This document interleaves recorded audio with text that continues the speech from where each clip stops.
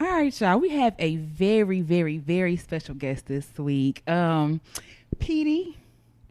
Hey. What up? This is my cousin. True. Y'all see the resemblance? 'Cause I do. You see a resemblance? Absolutely. She said that. Where? Y'all, the nose. Okay.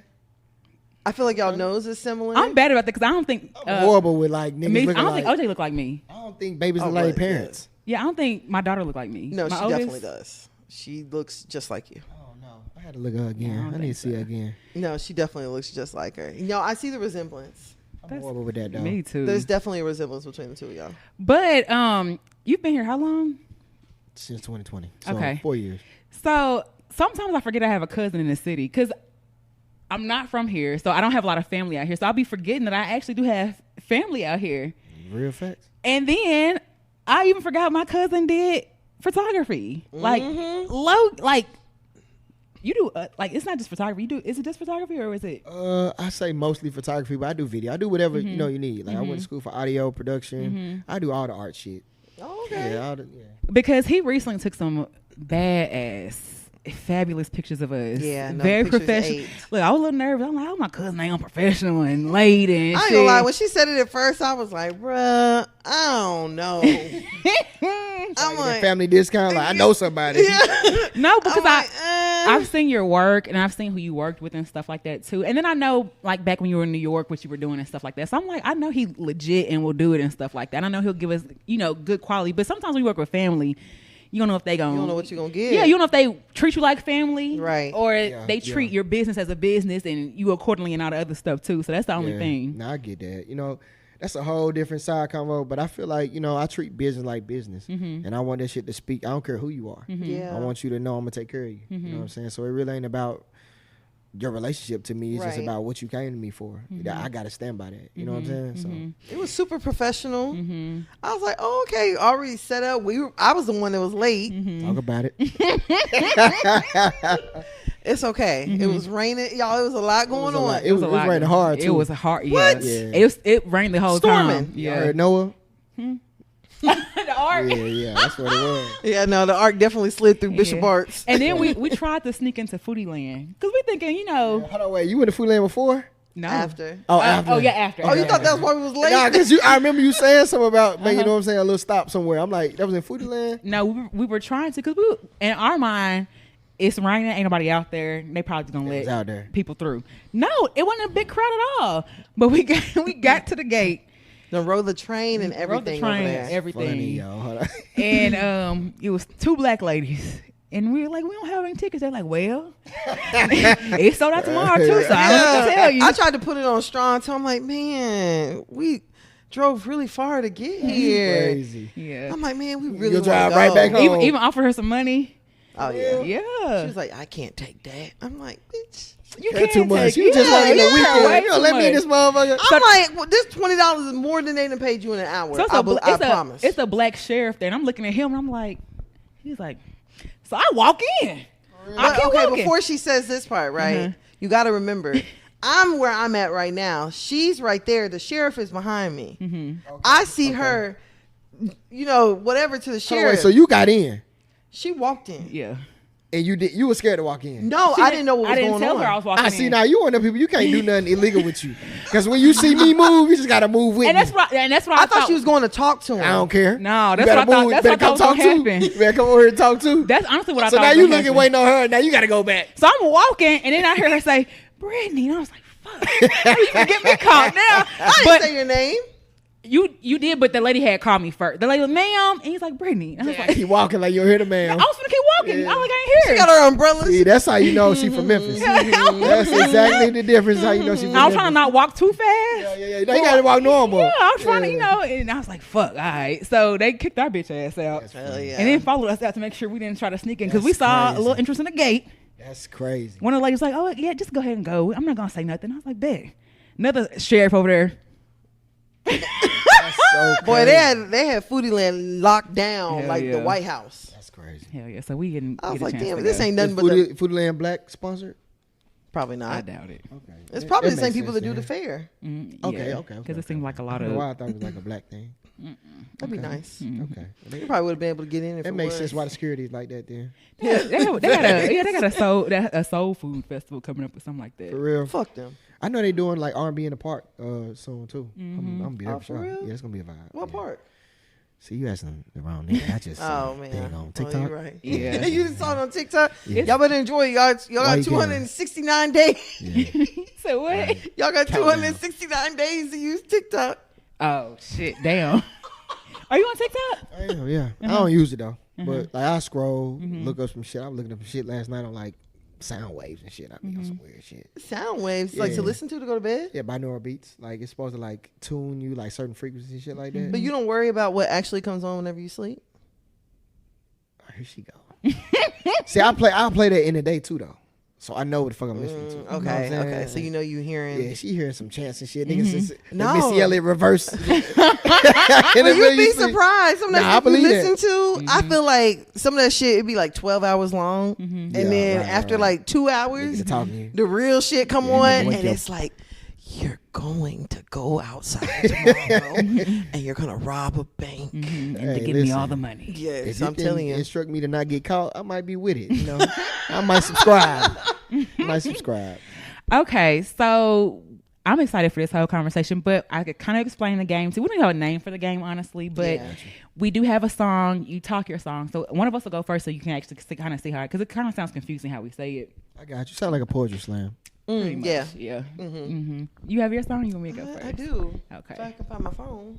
Oh, here we go. Okay. Okay. When you're on the outside, baby, and you can't get in, I will show you you're so much better than you know. You must know it. When you're lost and you're alone and you can't get back again, I will find you, darling, and I will bring you home. Wait. And if you want to cry, I am here to dry your eyes, and in no time, you'll be fine. What is this? Is this a white song? No. Bars. This is some game. You think I'd leave your side, baby. Hold on. I think I get it. Let's You go. know me better than that.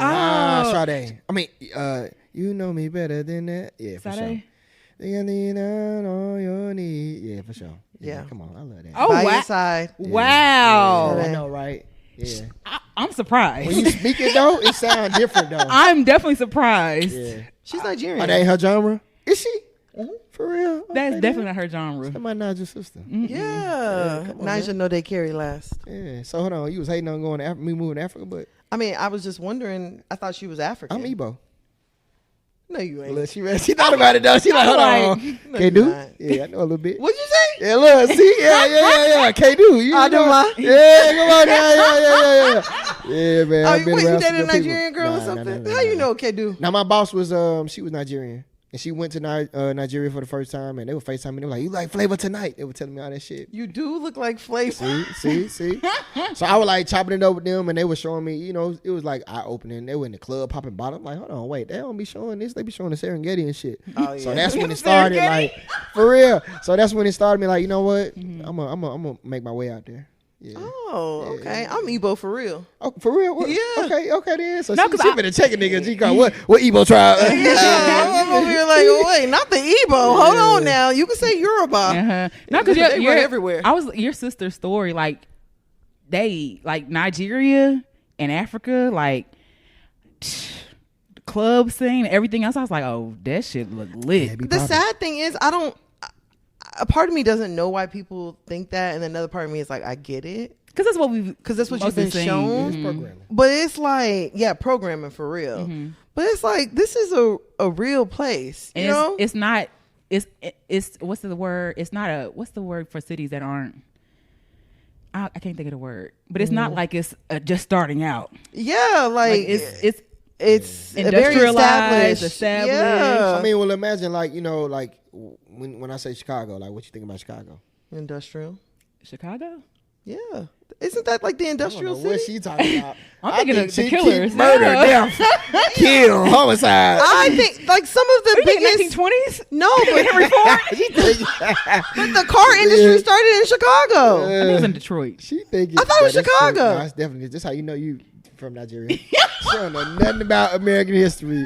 Bro, I thought it was Chicago. Yeah, That's why I was like the and they shut industrial. that down, and that's bad now too. So they say, but like, But what no, I'm saying is, Chicago's beautiful. when I'm saying how they market it, like, Oh yeah, if that's black. all you saw and heard, niggas would be like, I ain't going to no Chicago. So it's like that's kind of how they make you feel And about Chicago's Africa. fucking beautiful. When I went to Chicago, I was like, wow. Chicago is really nice. Yeah, Chicago's gorgeous. Okay, real quick Beautiful before weather. never mind, we can get into it later. Okay, I have my song.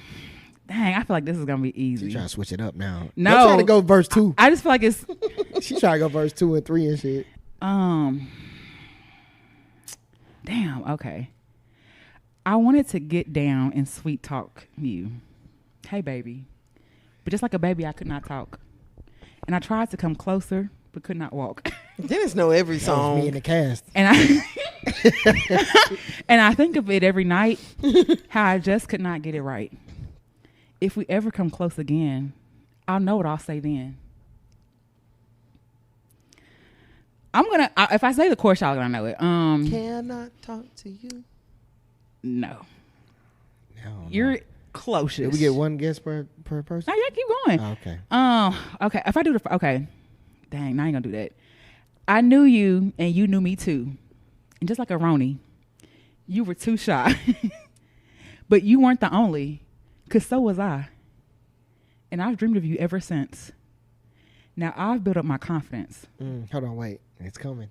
Girl, next time you come my way, I know just what I just Say. I know, yeah. I know just what shit. I know it, but I ain't got it Say, all the look, way yet. Peetey, you gonna have to. Look, Yeah, I got you. Don't worry about it. Yeah. Can we talk? Okay, yeah. Oh, you were For a close. minute. I know y'all gonna know my song, man.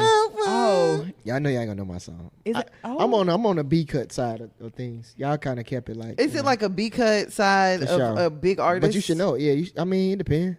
He was big at one point. Pause. gee. Relax. Whoa. Well, okay. How long ago was he big? Yo. Yo. How big was he?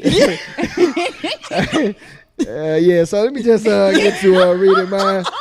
Yeah, let me get to read mine. Oh my All right, so here we god. go. Boom. All right. And yeah, this is a B cut, BC cut, but this is a good album though. I just want to say this. You know what I'm saying? So actually, the first album that I like bought that was like that ain't true. I'm lying. All right, here we go. Sitting here, I guess I didn't make bail. Akon. No, but good guess. Oh, She said locked up. Yeah. I was like, that's not B cut. Got time in the toilet. Oh. Story to tell. Anthony Hamilton. Mm-hmm. Sitting here, guess I didn't make me. Fuck. Got time and a story to tell. I know it's Anthony. Started when I was 9 years old. Damn, not 9. Shit, I woke up, my daddy was gone. But now your daddy gone. Damn, pops. I started hustling. They couldn't tell me nothing. Fronting in the hood, trying to be somebody. I know it. My soul was on empty. Damn, I was searching for something. not an empty soul. Yeah, right? I tried to be good. Is it? I tried to keep from trouble. Is it? I tried. She guessing now. Living too fast. I was trying to make good on a hustle. Sometimes it gets rough. Sometimes. I know it's Anthony Bop, Hamilton. bop, bop, bop, bop. Bop, bop. Times got hard. Yeah. Bop, bop, bop, bop, bop. Bop, bop, bop, bop. Bop, bop. That's the name. You know it. I do. You do know it. Fuck. I can't think of what Sometimes you gotta y'all. walk to work. This one she hit home for what we talking about. Sometimes. Sometimes you gotta walk to work. Oh, coming from the outside. Coming Or from where I'm from. I'm yeah, from. Okay. yeah. There we go. Coming from where I'm from. Okay. Yeah. I'm from. Oh, wow. Yeah. That was a good one. Yeah. You know what I'm saying? That was a good one. B cut right there. You think that was a B cut? Yeah, for sure. That wasn't like on the radio and shit, was it? I thought it Yeah. For real? was. Why you ain't know it then? That was on. Let's talk about I it. didn't. Yeah. I knew. I didn't know the name of it. Yeah, let's talk about it then. Yeah. I ain't heard no guesses over here on the left side of the guy. I think I have diagnosed myself with short term memory. I got you. Okay. Not short-term memory. Yeah, I feel like I don't remember nothing unless it's. Or wouldn't it be the last- opposite? Hold on, wait. Cause short-term memory means like I don't. Cause when y'all were talking about remembering shit when you were 4, I'm not gonna lie, y'all.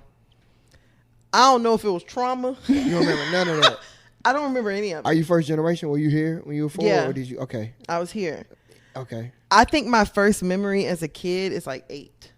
Damn. Damn. You don't remember kindergarten or nothing? No. That is wild, yo. I remember a second birthday party. That is insane. But you know what? That's funny because in your photos, ain't you got laugh early like a dementia. baby. You said what? You laugh like a baby, yo. Like your facial expressions are like literally like how like the joy that you exude is like a baby, Childlike. like a 2-year-old. Yeah. Damn. And the fact that you can remember to 2, that's how. might be a If I saw baby correlation. you, that's exactly what I would think you would look like. Ooh, there might be a correlation. Yeah. Damn. Damn. I hope I ain't got early dementia. Girl, shut the Nah, fuck hell up. Do you remember what you did? Do you remember what you did yesterday? Yeah. Okay, I'm gonna give you a word. Apple and pen, and then I'll ask you to Girl, remember it get later the on. fuck on. If you don't remember it, then okay, then there may be I'm something. gonna remember that because Okay. you're telling me to remember it. Nah, I'm just gonna ask later But on. yeah, like for real, my first memories, like I feel like I have like memories, but they're like spots. You feel like they like dream, like did this shit really happen? Yes, because I ain't gonna lie. I feel like a lot of, she know I be getting on this shit, but I feel like a lot of the times I be like, That's like astral projector. yes. Oh, jeez. Hey, I've done that before though. I've done that before. I have too. One time though. One time. I have too. When? Once during sex. Oh, okay, that's different. I've done that too though. I have done that. When did you astral project? I've done it. I've done it during sex one time, and I've done it when I got LASIK. I'm a true story. I'm just telling What my happened during the LASIK story? Man, I got my eyes done and shit. You can't drive, right? Obviously, right? So I remember like getting in the Uber. My girl was with me, and I just remember I could like my eyes were closed, but I remember like seeing everything in the car and like being above myself. It was just so fucking weird because I could see everything in the car, but I know my eyes were closed. And then the next thing I know, I was waking up wherever we were. Oh wow. Yeah, but I could remember. I believe it. Yeah, I could remember like I don't know, like I was looking at myself in the car. And you saw yourself having sex. I saw myself having an orgasm. Climaxing. See, I ain't my was different. I saw like galaxies and lights and shit. Whoa. It was some different shit. Oh yeah. Were you no. orgasming when you saw it, or it was just during the act of it? No, it was after the fact. Like a Oh. nigga was laying there like after the fact, and I was like in a daze. Like I could really see like I was in a daze, she was in a daze. It was like it's like a nigga had hit me with the Bill Cosby. Yeah, nah, for real. I literally pause. saw myself from above. Shit, no diddy. I saw myself from above. And I remember looking at myself and being like, I hope I can get back. Wow. Damn. That's some crazy. What sex. if you died a little bit? I've actually thought that. That you may have died? But you know, Darn. honestly and truthfully, I've had a few encounters where like I low key probably shouldn't be here, but Same. I'm here. That's why I know I'm gonna live a very long life. Come on now. I might not be able to remember everything. You'll be here. I'm gonna be here. Yeah, right. But I've had a few encounters where it was like, yeah, no, because I'm not gonna lie. So one of the memories I do remember being young, right? But at this point, I had to be over 5. My little sister was there, and my dad had this warehouse in Dallas. You know, my dad was true African. You know what I'm saying? So he always had like my dad was always had a hustle going on. So he had this like store. And we were at his little store, and his store was over there off of like Harry Hines. And me and my sister used to play in the front of it. And so she had threw something, and I ran across the street. Now I didn't run across Harry Hines. I ran across a busy road though. But I ran across the street to go and get it. And so I picked it up. I turned around and I started running. And my dad yelled. He was like, Tana, stop. I stopped, and a woman was driving. And her car, the mirror from her windshield touched my stomach. That's crazy. And She I took just you out. stood there like completely. And then the lady was super scared because like she almost hit a kid, you know? But like I was like, damn, I really should have low key. If I had been like just an inch too late stopping, I would have definitely died. I got a couple stories like that too. Yeah, I ain't never astral projected or seen myself, or I've never. It's a real thing. I'm gonna have to believe y'all. I have out of body Telling you- experiences. Yeah, nah, for real. But I think that's the only 2 times. Y'all want if y'all really want to get. Oh, I got a good one for you. I saw. Y'all ever seen a ghost? I've experienced the ghost. Yep. Okay, all right, cool. Then maybe ain't so good then. I Was felt- it somebody you knew? It was It was grandpa. Really? Yeah, hell yeah. What happened? I told you the nigga used to terrorize me, right? Yeah. So I didn't know about the. Yeah, no, he used to be wilding on me. I don't know why he would do that shit. Did you light Let's skin? talk about it. Yeah, wait till I get Yeah, to make heaven. it tough. Yeah, so like, I remember like I was in the crib.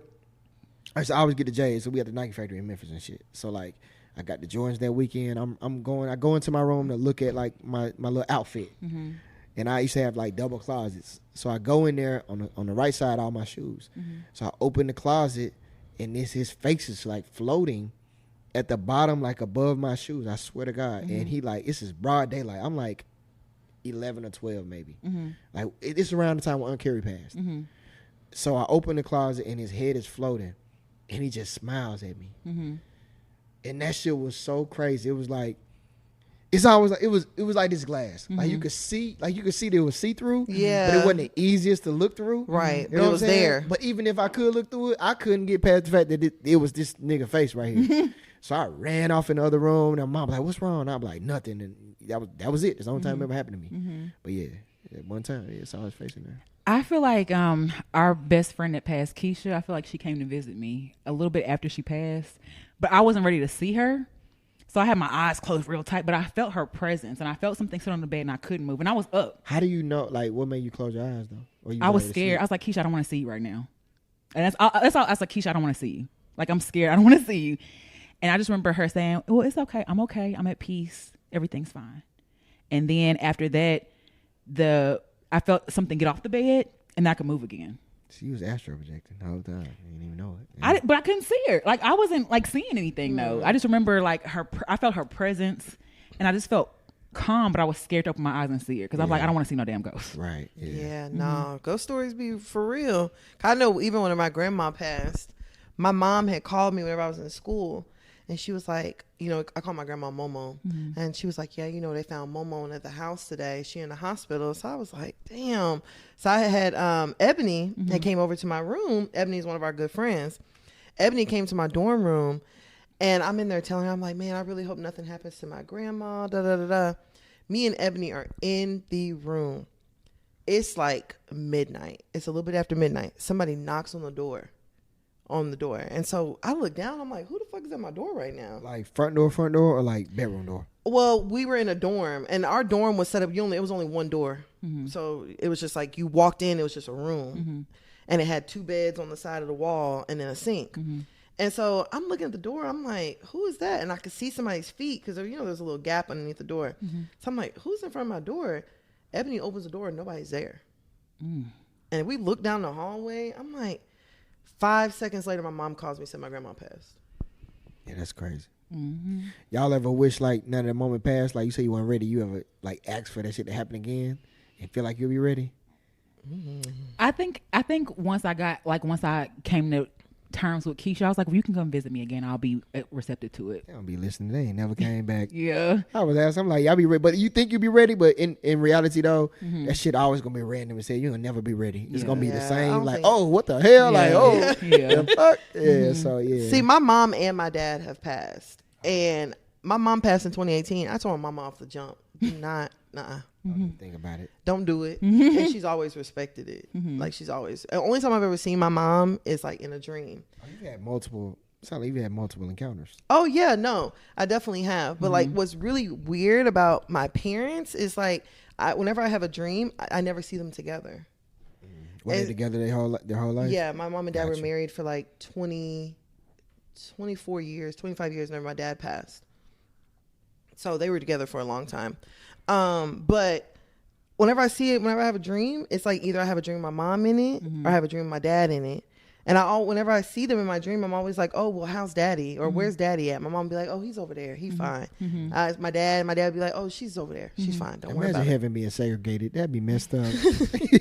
Y'all really couldn't see each other? No fornication up here. Like you gotta go fast. Or we go off thinking like, I'll see him in heaven. You be like, no, you won't. Right, You know what I think it is? What? I don't think my mom has reached the level that my dad is at in heaven yet. Oh, you think your dad was on a different type of time? Because my dad passed way before my mom did. So I think my dad might have done a little bit more work. You think up your mom's there. still ascending?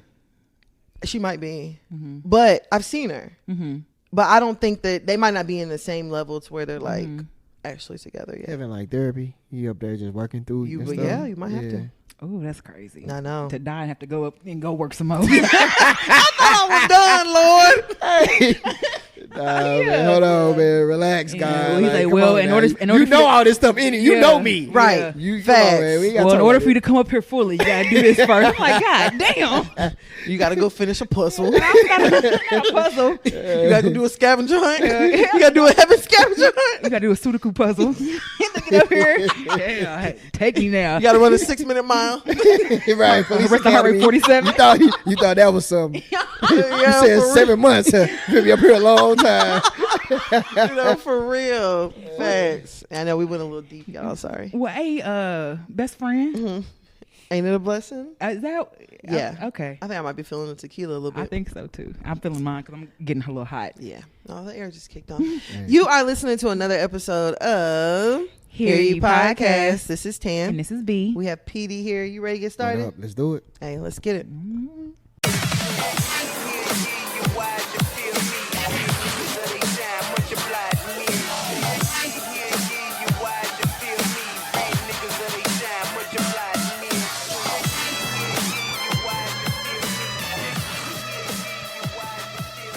All right, so y'all ready to get started with the shits? Mm-hmm. Okay. Petey, we explained the rules for how we do 100 rounds. But we're going to start off with, let's do 100 rounds, Shannon Sharp. You can start. Tight. Yak. SUV. Cigar. Cigarillo. Side purse. Sports. Black and mild. Muscles. Shout. Suit. Country. Fade. Carolina. Glasses. Buff. ESPN. Shay Shay. What's the white dude who used to be on there with? Skip. Skip. Skip. I couldn't think of Skip. Okay, That was so Club Shay Shay decided to drop another interview this week. And this one was a little bit different. So, you know, Club Shay Shay has definitely picked up over the last couple of months, especially since the Cat Williams interview. I feel like now since Cat, everybody feel like that's the truth. The Hell truth. yeah, go in there and speak your Yeah. truth. Go there and be messy. Spill it. So for some reason he had Amanda Seales. Not for some reason. Okay, this is it's my personal bias. I'm not the biggest fan of Amanda Seales. But Amanda Seales was on there and she decided to open up about a few topics. One of them being that she has been clinically diagnosed as being on the spectrum. So apparently there is a new name for Asperger's, which is basically like mild autism. But I forgot the name that she called it. I think she just considered it on the spectrum disorder or something Yeah, like that. spectrum disorder. And then she also opened up about the racism that she experienced as a child. I saw that. So what was very interesting was she gave this whole and during the interview she's like, okay, yeah, you know, I've been clinically diagnosed with, you know, being on the spectrum and blah blah blah blah blah. But what was very interesting was today she decided to hop online and say that she never said that. Oh wait, what? Is that really what you saw that too? From what she said, now I don't know if she said I never said that or if she said I'm not. I honestly. She don't said know. I haven't been clinically diagnosed because I didn't pay the $10,000 to be. Got you. So she basically saying she kind of like diagnosed herself type shit. Well, what she said on Shannon Sharp was, I have been clinically diagnosed. Got you. And I maybe I need to listen because I don't know if she said she was clinically diagnosed or there is a clinical diagnosis for autism. Got you. But She lied. Yeah. from how she worded it, it was like she was like she met with someone and they told Did her. y'all watch the whole 3 hours? No. No, hell no. Okay, all right, cool. Honestly, I ain't gonna lie. Nothing against Shannon Sharp. I can't listen to that shit. Is Shannon on the spectrum? Let's talk about it. I I think he might be on a different spectrum. I think it's CTE spectrum. Come on. Nah. She's talking about a different spectrum too, huh? What spectrum you talking about? She's talking about, Miss Nether. yeah, she's talking about the colorful spectrum. Wait, hold up. Oh, that one. Lipical tie. Look it up, bitches. I think he might be on a different one. I don't think that. I don't know, y'all. I don't know, man. I This feel like the ain't more my money you got, business. the freakier you are. Whoa. I don't know. I mean, I don't hey, know about man. Listen, man. the more money you had, the more access to freakier stuff you I get. feel don't like money enhances who you are. So if you a freaky nigga broke with some money, you gonna be a freakier nigga. Well, we ain't heard no stories about Shannon Sharp. That's true. Let's not put that on my boy We ain't heard Shannon. no freaky stories about Shannon Sharp. Y'all heard about Carl Winslow? Huh? I did. Wait, no, I didn't. I did. Yeah. Wait, that's a dad, right? Yeah, from Family Matters. Carl Winslow. A nigga did an interview and said he heard a nigga, he was at a party and he heard a nigga tearing some ass up in a room. He opened up the door. Diddy was tearing up Carl Winslow. I ain't gonna lie though, like I don't believe that only because of the source. You know Carl Winslow's gay. For sure, it ain't got nothing to do with me. Forget all that. All that aside, I'm just saying I don't believe that because the nigga who was saying it was like a Crip nigga from the neighborhood. He just don't seem like he would be there while that was going on. You'd be surprised. Like, what if he was there at the party for protection, or what if he was don't there look like for he would be on the supplying invite something? list to a Diddy function. That's what I'm saying. If it's to supply? Maybe you gonna call Uber Eats and forget that you finna be fucking a nigga in another room? No, but you call your man for your party pack and invite him to the party and he just stick around. You like, oh man, That's crazy. make And you make tell yourself him at to come home. with a You're bunch right. of shit. It's gonna be a bunch of people here. Yeah, bring out your product with Yeah, you. you can That's go ahead and get this crazy. shit off. So Get this shit off. So then fucking Wait, I did not hear what this. Carl Winslow's gay. yeah, hell yeah, yeah, for sure. I can see it, but I didn't know. Wow, not You can Diddy see it. tearing him You up. can see it as crazier because what if he Yeah. wasn't gay? So the whole time you just like, oh, that nigga gay. Yeah, I could, but I'm not surprised by anybody being gay, honestly, though. yeah, me either. I am. I think everybody Really? got a little in. Yeah, I feel Is like. anybody relax. you saw was gay that you what? Nah, she said she should put that shit on everybody. Everybody here gay. Yeah, I feel like mean- everybody got- I mean, well, speaking for me now. He said relax. I don't need none of the fellas, whatever tribe, watch this. That tribe. Hop in my DM. It's all love. I am a supporter. Live You're your ally? life. Yeah, I'm an ally, but nah, yeah. No. Who are you surprised that was gay? I just feel like I don't be in people's business like that. You know what I'm okay. saying? So it's like if I find out you're gay and I don't really get, if you're not flamboyant, then that catch me off guard. You feel me? Okay. Yeah, but I care less though. That's the first I heard of Carl Winslow. Girl, yeah, when I heard that and it said Diddy was like, told the dude afterwards, like, you'd be surprised what a man will do when he needs some money. I mean, Family Matters been off for a long time. Crazy. But I wouldn't think, hey, You call say- up you Carl. say- Call up Carl. say he been hurting for a little minute. I mean, Family Matters been Carl off for a need a long little time. pat. But that ain't that's not one person I would think. Give Carl a But Yeah, it'd be no. the call. ones that you wouldn't suspect. No, it's crazy though. That nigga dating Cassie and Carl. That's a Yeah, crazy Diddy don't give a fuck. lineup. I ain't got no tank. Yeah, that's a Booty crazy is combo. the only thing that I like. Oh man, you know what? Honestly though, I hate saying that shit because I don't even know if it's all allegedly, right? We don't know if this shit is true. I don't like that, man. I don't like putting that on people I can see that. because it like to me, I would find that shit highly disrespectful if that's not how I live my life. For real. What's really sad to me is all the shit that we've heard about Diddy, and the only focus is on him being potentially gay. They don't even talk about him. Being a Sex monster. trafficking motherfuckers. Yeah. They're like, oh, that nigga gay. And everybody like, oh, shit. Oh shit, he's gay. Oh, he's a sex trafficker. He's a sexual. He does sexual harassment. He's a rapist. It all was that stuff something goes to I the seen wayside. earlier that I haven't heard of. Something with blood, like when Cassie was on her period or something like that. Nah, you blood going too deep. rituals. Yeah, Yeah, but it was like I don't know. It was something. I was like, whoa. And it's on a court document. And I was like, whoa. That's crazy. I ain't seen that That's before. crazy. Yeah, it's some wild shit going on. Yeah, but I thought I about forgot the who Carl was Winslow. that. Oh, we're we talking talking about about Manus Shannon Hills and Shannon Sharp. That's how gay y'all think Shannon Sharp is. We start talking about other gay shit. I don't think Shannon is gay. Yeah, I don't know. He man. hopped out that car a little. But people like he had hip surgery. He did. Yeah. Yeah, what kind of surgery? He fucked up. Nigga got surgical. No, he like his hips and his legs and stuff like that. So, but I don't know if it's how tight the outfit was. That also adds to it. or Would you wear an outfit that tight? Probably not. I mean, but see, it's tricky because he an extra buff ass dude. So it's That's like true. most of them Everything are might you be know what I'm tight. saying? So like people will see me, I'm 6'4", they're like, yo, your pants stop short. You know, back then we call them high waters or whatever Yeah. we call them. But it's like, no, nigga, these are 34, nigga. I'm just tall. Yeah. Like I just now gotta just style it up this way to make y'all think. But in reality, nigga, it's hard for me to find shit. Right. So I can't imagine be an extra buff swole ass nigga and you order an outfit, you like, damn. yeah, You ain't I try don't this shit technically on. wear it to it. Right. You know what I'm Yeah. saying? You ain't try the shit on. Now your shit just little. Yeah. You just gotta rock out for the day. Fuck it. You got it on. Yeah, fuck Might as it. well keep I it bought on. this, yeah. I So, think you know, I the don't know. interesting thing with that interview is it seems so random.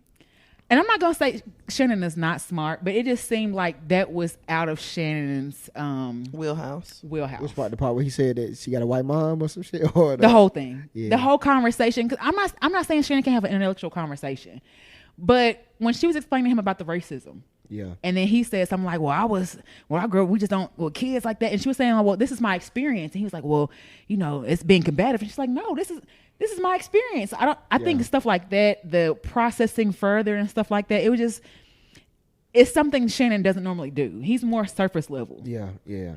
I mean, to be honest, if we really, really, really being honest though, like, I think Shannon, and I fuck with anybody doing anything. I feel like Shannon lucked up with a real big interview right out the gate. Yeah. And I feel like the lights are bright now. But that's not what we know Shannon for. We know for sports commentary. Right. So here he is having these deep intellectual conversations. Like, I don't know Shannon been in therapy and have like an understanding of like empathy and shit like that. You know what I'm saying? I never knew him for that. Or compassion for, or just being an interviewer. Yeah, he really exactly. didn't interview Kat. Kat just took over. Yeah, Kat talked. Yeah, Kat talked, and Kat was like very, he's charismatic. He's a character. He took over that interview. Right, 100%. Between him and Amanda, sorry, boring. Yeah.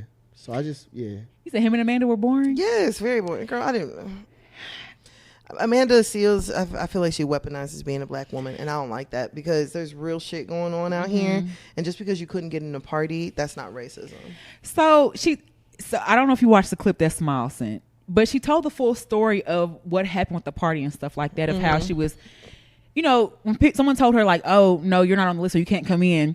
But other people were like, no, you're coming in with me and stuff like that. And then getting escorted out. And then the reason behind the lady saying, I didn't want you at the party because I don't like you. And that was her reasoning and stuff like that, because I just don't like you. Was it a white lady? No, Issa's a PR. See, if I don't like you, that's good reason. Yeah. That's not a good reason for me to kick you out of an Emmy's party with black people. It is, though, if it's my party. If it's my party. But it wasn't just her party, though. Well, how she got the authority to kick her out then? Exactly. I mean, if you tell security to, I don't know. That's what I'm saying. She got some kind of rank. Right. That's like us going to the club and tell the security, hey, I don't want this nigga in the club. They're like, nigga, Right. who are you? Who are you? Yeah, so I mean, if it's my shit and I don't want you, it's kind of like Drake didn't want the girl at his party, the little interview chick. Yeah. If I don't want you in my shit because I don't fuck with you, or you did some dirty shit and I know about it. Bingo. Yeah, like, no, get the fuck out of here. But not racism. She said she was invited, though. She said, she was a +1. Not by the right person. Was it Jesse Powell? Not Jesse Powell. Just hilarious. No. That I kicked your ass up out of here. Yeah. It's what's the nigga from I heard she was a Jesse +1. Smollett? No, the nigga, he's what's the doctor show that has 1,000 seasons? Grey's Anatomy. Grey's Anatomy. What's the nigga on Grey's Anatomy? Oh.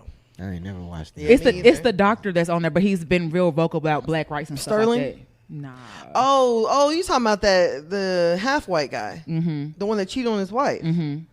Him. Yeah, with the light eyes. We gotta Yeah. throw him under the bus like that. That's what we know him for. I can't think of his name. His name is Jesse or something like that. But she said that he invited her to the party, so that's So how she was a +1. But he was part of the committee though. So +1. It's not a +1. If you didn't get a direct invite, he hosted it though. If I host it and I invite you, you're not a +1. That's true. You're but my guest. if I'm hosting and I invite you, then you would be in. I don't know the semantics. Okay, she said she was invited. The other person told her, no, you're not on the list. You can't come in or whatever else. But other people kept like, no, you're supposed to be here. Bring her in and stuff like that. I got the story. You know what I'm saying? And I think a part of me do believe she might have Asperger's. In all honesty, because I don't feel like she understands social cues. Like, there's a time and place for everything. And with Amanda Seals, the time and place is now. It's black rights now, women rights now, black women now. So she don't have a time and place for nothing. That's the thing. But I ain't gonna lie, though. On that note, though, I'm gonna shoot her some bail. Ain't it always time for black rights? This is true. It is always time for that. But not whenever it's only to your benefit. Yeah, I feel that. I feel like she's very vocal. She's been wrong a few times. She's actually been loud and wrong and real, never give me some apologized. insight. I don't keep up with all of what she got. I don't keep up with She's her. definitely been loud and wrong. She has supported. She's asked for some people to be released from prison. They're in there for heinous things. Oh. Like, is that one nigga everybody? I mean, y'all ever talk to a nigga in jail, bro? I never said to free him though. Yeah, it's free him till you see him. No, I know the nigga's supposed to be there. Free him to the other way. Keep him. Yeah, right. okay, He in it for a reason. Okay, This ain't no. He was wrongfully convicted. I Nah, got the you, nigga I was got rightfully convicted. The law did a good job. Low key, I should give him more time. Yeah. You lucky they didn't catch you sooner. Yeah. You really wildin'. It's been some shit like that. But she's very loud and wrong. Mm. And I feel like I just don't like the using like I'm a black woman and that's the reason why I didn't go to this party. No, you didn't go to that party because there's somebody that didn't care for you. Mm-hmm.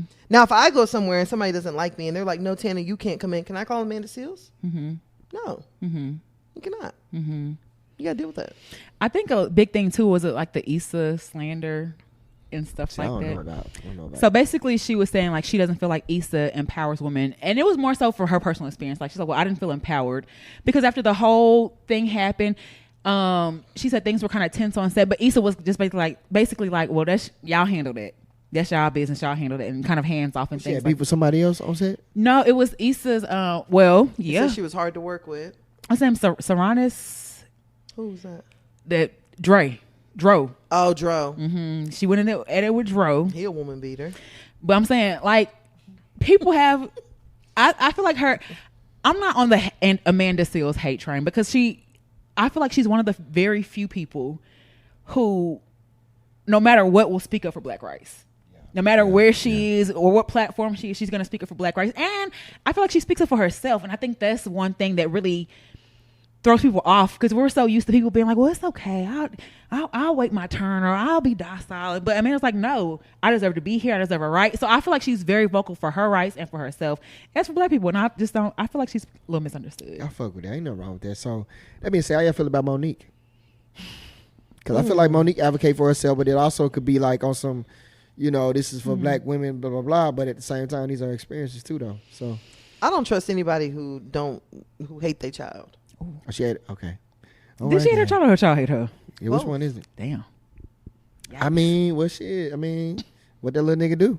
All right, Brian McNasty. What'd he do? Right. I don't know. I feel like personally, there's really nothing that your child could do to make you I feel hate like, them. but that's subjective though, because I feel like you do have some entitled ass children that could feel like they want this, so you don't do that for them, and now they really hold a grudge with you because they don't understand the magnitude of what it takes for me to provide for you. You know what I'm saying? But then you also have those that ain't shit and just not there. I feel like it can get tricky when you work in Hollywood. I'm not there a lot. You might build up some resentment because I'm gone, but you don't understand I'm gone to do this, so you kind of lose. It's a lose-lose in that type of thing, But also being on like the side where, like, as a male, it's easy for a woman to downplay a father's role if he's not present. And you only get the mother's perspective where your dad ain't this, your dad shit. Right. And you find out, oh, this nigga's actually amazing. Like, you know what I'm saying? Right. He's a great father. So I feel like that could be like the reverse of, like, as a woman who's working in the industry, you're not there with your child, and they could have this tainted perspective on how they feel about you when really it's like not really that justified other than their absence. You don't think when you become a parent, you sign up to be a provider? You 100%, but I think that looks different. You know what I'm saying? Like, I think you kind of, it's almost like women want a provider, right? But then y'all want quality time too. So it's like, which one is it? You know what I'm saying? Like, I can't do both simultaneously, unless we work together. Like, but y'all don't want to work. Y'all want to be provided for. So I have to be gone. So don't take advantage of me being gone to be like I'm absent and then He hold ain't that ever against here. me. Right. So it's like, really, you just want a rich nigga that already got it. Right. And life ain't set up like that. But do you think that if a man does sign up to be a provider and he is providing, that he should be able to throw that in the woman's face? Never. So then why should Monique be able to throw in her kid's face that I provided for you? I don't think she should. You know what I'm saying? She could be wrong as hell. You know what I'm saying? She could be wrong. That's not cool. Because that's what you're supposed to. I didn't sign him to be here. But Exactly. I do think to that regard though, at the level like these people have money. So it's like, if I'm That makes a providing with difference. you at this level, Yeah. you sound crazy when there's little kids out here that don't have a fraction of what you have, Yeah. and you still ungrateful and you talking like X, Y, and Z. Like, no, I could buy you a Camry. Your first car was a Benz. Yeah. So then it's like, can get tricky. You know what I'm saying? So now I might throw it up in your face because in reality, you failing in class anyway, but you still living above average. You know, like, I'm making sure you're good, and that's not enough. So I just think it's subjective. At the end of the day, humans, and they both people. You know what I'm saying? That's So a fact. yeah. I mean, I can see how Amanda may rub people the wrong way, but she did say like she tried to create she's about building community. So on the set, she tried to, I would have people over my house. I would ask to go to dinners and stuff like that, and it just wasn't received well. And I think that can kind of be a little different too. Yeah. So I don't know. I feel like she's really misunderstood because she does champion for Black women. You know what I'm saying? And it's not too many people, I feel, that just really just put on that cape and chant. Like if we think about anybody who champions for Black women, who do you think of? I feel like I would think of Issa Rae, but I don't know her outside of the set. But I feel like she sent a picture earlier. Her was it R.A.? Her executive assistant. Yes, a white woman. Yeah, I feel a way about that. Okay. Well, I didn't feel a way about that. Moving along. Yeah, I saw that shit. I don't take personal, but I do understand what you're saying. Though. At the end of the day, you know what I'm saying. You want to keep it in the family, but is there anyone else you feel like just champions for Black women? Because if I think capacity? Just like you know, if you go there, you're like, oh yeah, they Black women, Black proud, Black. That's what I think. I think of Amanda Seales. I think of Dr. Umar. Yeah, Dr. Umar does champion. He got niggas scared today outside there, right? He should. Yeah, I feel like Dr. Umar for sure. I feel he should. Yeah, he should. See, I can go deep. I can go like to Angela Davis and like on some real Black liberation shit. But when it comes to like mainstream people, I don't know. It's tricky because I feel like a lot of that shit is intertwined with hip hop, and if you really want to get deep into it, I feel like none of that shit is productive to Black women. Like, what do you mean? I mean, none of this shit. Like when you talk about twerking, Meg Thee Stallion, when you talk about Glorilla or Sexy Red and shit, I feel like that shit is divisive, and I feel like it's like temporary fun, but at the same time, it's degrading, and it's also like I feel like men and women will put here if that's what you prefer to date. To you want a partner and you want certain values in that person to last for longevity. We talk about living to old age and shit. You can't do that shit living the lifestyle they be promoting. Oh no, you definitely can't. You know what I'm saying? So it's kind of counterproductive. So it's like, is that pro women? You know what I'm saying? Not really. It's fun, but at the same time, you got girls doing the shoot thing and shit. So it's like, are you shooting niggas or women or what you doing? You feel me? Like shooting other women. There really be women that be like, you feel me? Bow. Right. So I feel like it, like when you look at the culture and shit, I feel like it ain't a lot of women that's doing that. So to what you saying, I fuck with her. Ain't nobody gonna get it right, man. Ain't nobody gonna get it all the way right. But if she trying, and she might be on the spectrum too. So she trying extra hard. But to that point, I would say if she's on the spectrum, that may be why it may be difficult for her to maintain those type of relationships and things like that. Because a lot of us are though on the spectrum. Yeah. You made a lot of people gay. Y'all, we are crack babies. That is true. Yeah. That is 100% true. We are crack babies. Yeah. We don't all... Do you know how many of us have ADHD? Is that crack, though? It's y'all crack adjacent. Yeah, but I feel like, y'all want... But I feel like back when we were in school, the kids with ADHD, they had extreme problems. Facts, like, they had extreme anger. Like, you knew who those kids were. Timmy is crazy. Yeah, like, don't leave him with a pencil because he might stab somebody. Or with a pencil when you need a pencil every day is crazy. Yeah. That's crazy. So I feel like back then, we could easily identify those kids and what they were going through. But now, it's the smaller things that people are like, oh, that's autism. Yeah. Or, oh, Timmy's grown. That's ADHD. Timmy's grown. And I feel like, okay, if that's the case, then what? Like, what are we diagnosing ourselves for? Like, what are we? That's true too. What's the purpose of diagnosing it? Just live. Right. Like, is this like some prescription shit where y'all trying to like get a nigga on some kind of medication, or is it just something to know? Like, what are we doing that for? What's the purpose? Yeah, you were functioning fine 3 years ago. So like, what changes? But I don't know. Maybe we all are on the spectrum. Who knows? We all look crazy. I mean, I'm not on no damn spectrum. I don't want to say it like that either. No, we took a test. Yeah. I took the spectrum test. I'm not on it. 2 + 2. 4. Okay, just test. And you can be on the spectrum and answer that. It's not thinking.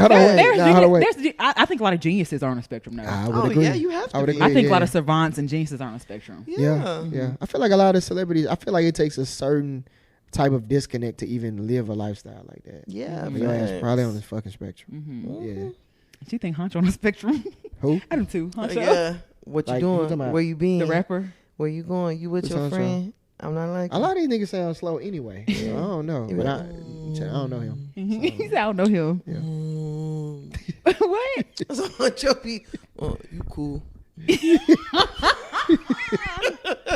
Yeah. I mean, I feel like there's a lot of people that are on the spectrum. Yeah, I can see that for sure. Yeah. Oh, well, I just feel like she's misunderstood. I mean, For the I most hope part. that I hope that I am misunderstanding Amanda Seales, but I don't think There I we am. go. Here we go. Yeah. You know. And if I'm wrong, I'm happy to say that I'm wrong. I just don't like weaponizing it, especially in the climate that we live in, where it's like, you know, like being black is one. It's like a hot topic. Being a black woman is a hot topic. Being a black man is a hot topic. Like, But I also think that she calls attention to a lot of stuff that we may not feel like. She just calls it's calls it what it is. Like, that's racist, or that's racism, or there's signs of it. And I think sometimes we're scared to say, like, oh, maybe we had a misunderstanding. But she's like, no, that's racist ass shit, and this is how it is racist because of this. So I think it's a lot of that too. But I don't know, child. I ain't gonna lie. I'm from the clips I saw. I support like that shit is racism, and she made valid points. oh yeah, what they did to her as a kid. Yeah. Oh yeah, no, Yeah. I do. That is racism. Yeah, 100%. Yeah, But- and we experienced So why we racism not talking On about Disney Shannon or then? the teacher thing? the teacher thing. Okay. And I felt kind of what he said too, because if you're in the South, correcting an adult or talking to an adult, that's extremely disrespectful. It is, Like it, and but when it you're- shouldn't be that way though. It shouldn't. Like, kids should be able to ask questions and things like that. But the South has a culture of kids should be seen and not heard. Is that the right way to say it? Yeah. Seen and not heard. Yeah. So that's a different culture type thing too. So I don't know, child. Yeah, it's different. When you if you ever like live up north, it is a different culture though. Now I people are believe more that. outspoken. Down south, your mom can be lying, so you better not call no liar. Yeah, you better And it's not say like- the word lie. You're right. I You're couldn't right. do Right. that. That's We a couldn't curse say word. lie. Yeah, To a certain story. extent. But see, that alone is like Story. that's wrong though. You know what I'm saying? Yeah. Like if you lying, if I'm old enough to identify that as a kid, then You should be able to say it. Your grown ass know you lying to me. So why are you lying to me and leading by example, being a liar? And if you gonna do that, then I should be able to call you out on it. So it is what it is, you know. Yeah. Yeah, it is definitely different down here in the South. Yeah. And every different parts of the nation, they got their own thing going on. Yeah. So, Yeah. I mean, I can kind of see it as a little, you know, a kid probably shouldn't. You in school probably shouldn't speak up and tell your sister, your teacher, that she's wrong. I mean, but shit. I did that though. They wrong. They wrong. Hell yeah. Wrong about My what? grandma, though? if I call my grandma right now, she'll tell you like kindergarten. It was they wouldn't let some kid go to the bathroom. White lady, I feel like she was being racist. I wrote a little paper to like I wrote a paper to like get her fired. And then I had Petition. for real petition. Then I had all the kids in the class sign it. Then I took it to the principal's office, and that was a whole thing. Yeah, it was a whole thing. I've been an activist. Yeah, I've been an activist. Yeah. I know that's right. Yeah, for real. 'cause Armand shit, I don't play Seals. that Okay, shit. you better- You feel me? Armando Seals. Yeah. Nah, I've been on that type of time. And my grandma, she always laugh about that. But yeah, I feel like you should speak up, especially when you black and growing up. Like, them teachers be doing a lot of little racist shit. You know what I'm saying? Like for real. I've dealt with all kind of racism as a young kid. So yeah, fuck I'm that. trying to Speak think. Have up. I experienced racism as a kid? Oh, I know I did. I remember it was out here. I was in 8th grade, and this teacher had just a problem with me for whatever reason. I have no idea. I was in advanced algebra, and she had a problem with me. That's why. And we were in the cafeteria, and this handicapped boy walked past, and I'm just goofy, so I'm just, and she's like, "You're mocking him," and she sent me to the office for that shit. And I'm just like, what? And this was the one time my dad actually, like, you know, parents usually don't believe you when they come to teachers. This is the one time he actually believed me and like stood up. And I was like, oh damn, because she just hated for no, and I never understood it. Like, I just never understood it. So I definitely have experienced racism from teachers before. Yeah. I had a teacher, I blew my nose, and she told me I couldn't get her tissue, and I couldn't go to the bathroom. You blew your nose? Like I sneezed in my hand, needed some tissue. Asked her, she had tissue under this. I asked her, could I use it? She said no. I said, okay, well, can I go to the bathroom? She said no. So I'm like, okay. What am I supposed Yeah, to like do? what the fuck? So I went to the bathroom. When I Right. came back, the principal was there. Damn. Yeah, and then my mama came. And that was a whole. She don't know my mom crazy. I was Though. gonna say your mom off the chain. Yeah, she don't play that. So, I know that's yeah, right. Turn up. So you gotta stand up for something You know around what this I'm saying? bitch. You feel me? Okay. All right.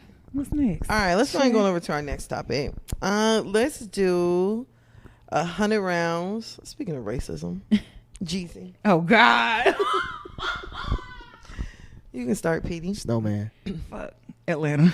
Damn, cocaine. Burr. Gucci. Asian. Africa. Pack. Noodles. Bald head. I'm that Keisha Cole, Guns. Violence. Monaco, Baby. Waka Flocka. Pho. You said Pho. say fuck. Egg roll. All right. That's enough. We just saying random words, right? My next one was black meat. What? Oh, for what she said? Yeah, dark meat or whatever she Brisket. said. Bruh. Yeah, Egro did it. Woo. Okay. All right. So Jeannie, Mai, and Jeezy are in the news again. So as we know, they're going through a really nasty, very public divorce, and they're also going through a custody battle. So a few weeks ago, there were apparently Jeannie had made some claims that like Jeezy had the baby around guns, and there were some photos that were taken. Did she listen to the albums? Any at least? That's it. We've talked about this before, and I'm like, this is you got with the snowman. Like you got with the actual snowman, and he not gonna have guns. Or, like I'm so confused. What did you see? BMF. Did you look inside? But she married what's his name? What's his real name? Jenkins. Something Jenkins. Jay Jenkins. That's who you would think a nigga named Jenkins would have them straps. She married Jay Jenkins. She didn't marry Jeezy the Snowman. I mean, if you look at it though, Jay Jenkins is JJ. A nigga named JJ gonna have some shit. Hell yeah, big fact. I think named JJ gonna and have low some shit. key, I think all of the things that she's claiming now, I think he showed her that stuff previously. 100%. She knew Yeah. who that was. Yes, you know, like She that. liked that. She liked it. She Like liked that that black whole meat. like, oh my gosh, The danger. Ooh, you know, he keeps it spicy. He's and- still a trapper. Oh my gosh. It's like rap music, but a visual, like every day. Ooh, Yeah, shit. yeah. Especially whenever you an outsider and you looking Exactly. at that shit, Yeah. you probably really are like, Ooh, Yeah, days. it's all fun. Uh-huh. Yeah. it's Starstruck. fun until it ain't. So she claimed that the baby was around some guns. There was a photo taken with the baby with some guns. Jeezy's people are claiming that she staged the photo of the baby with the guns. Apparently he had him in the basement or something like that in the house. But this week, now Jeannie is making claims that Jeezy has been abusive towards her. And there were some pictures that were released in a court document of her with bruises. Jeezy quickly responded and said that those pictures are actually from her getting into a golf cart accident. That they were both in. They were both in. That's very specific. Yes. And he showed the dates. Answer the text messages too. Yeah. I'm like, and I'm wondering, why are y'all using WhatsApp? Well, she's Asian.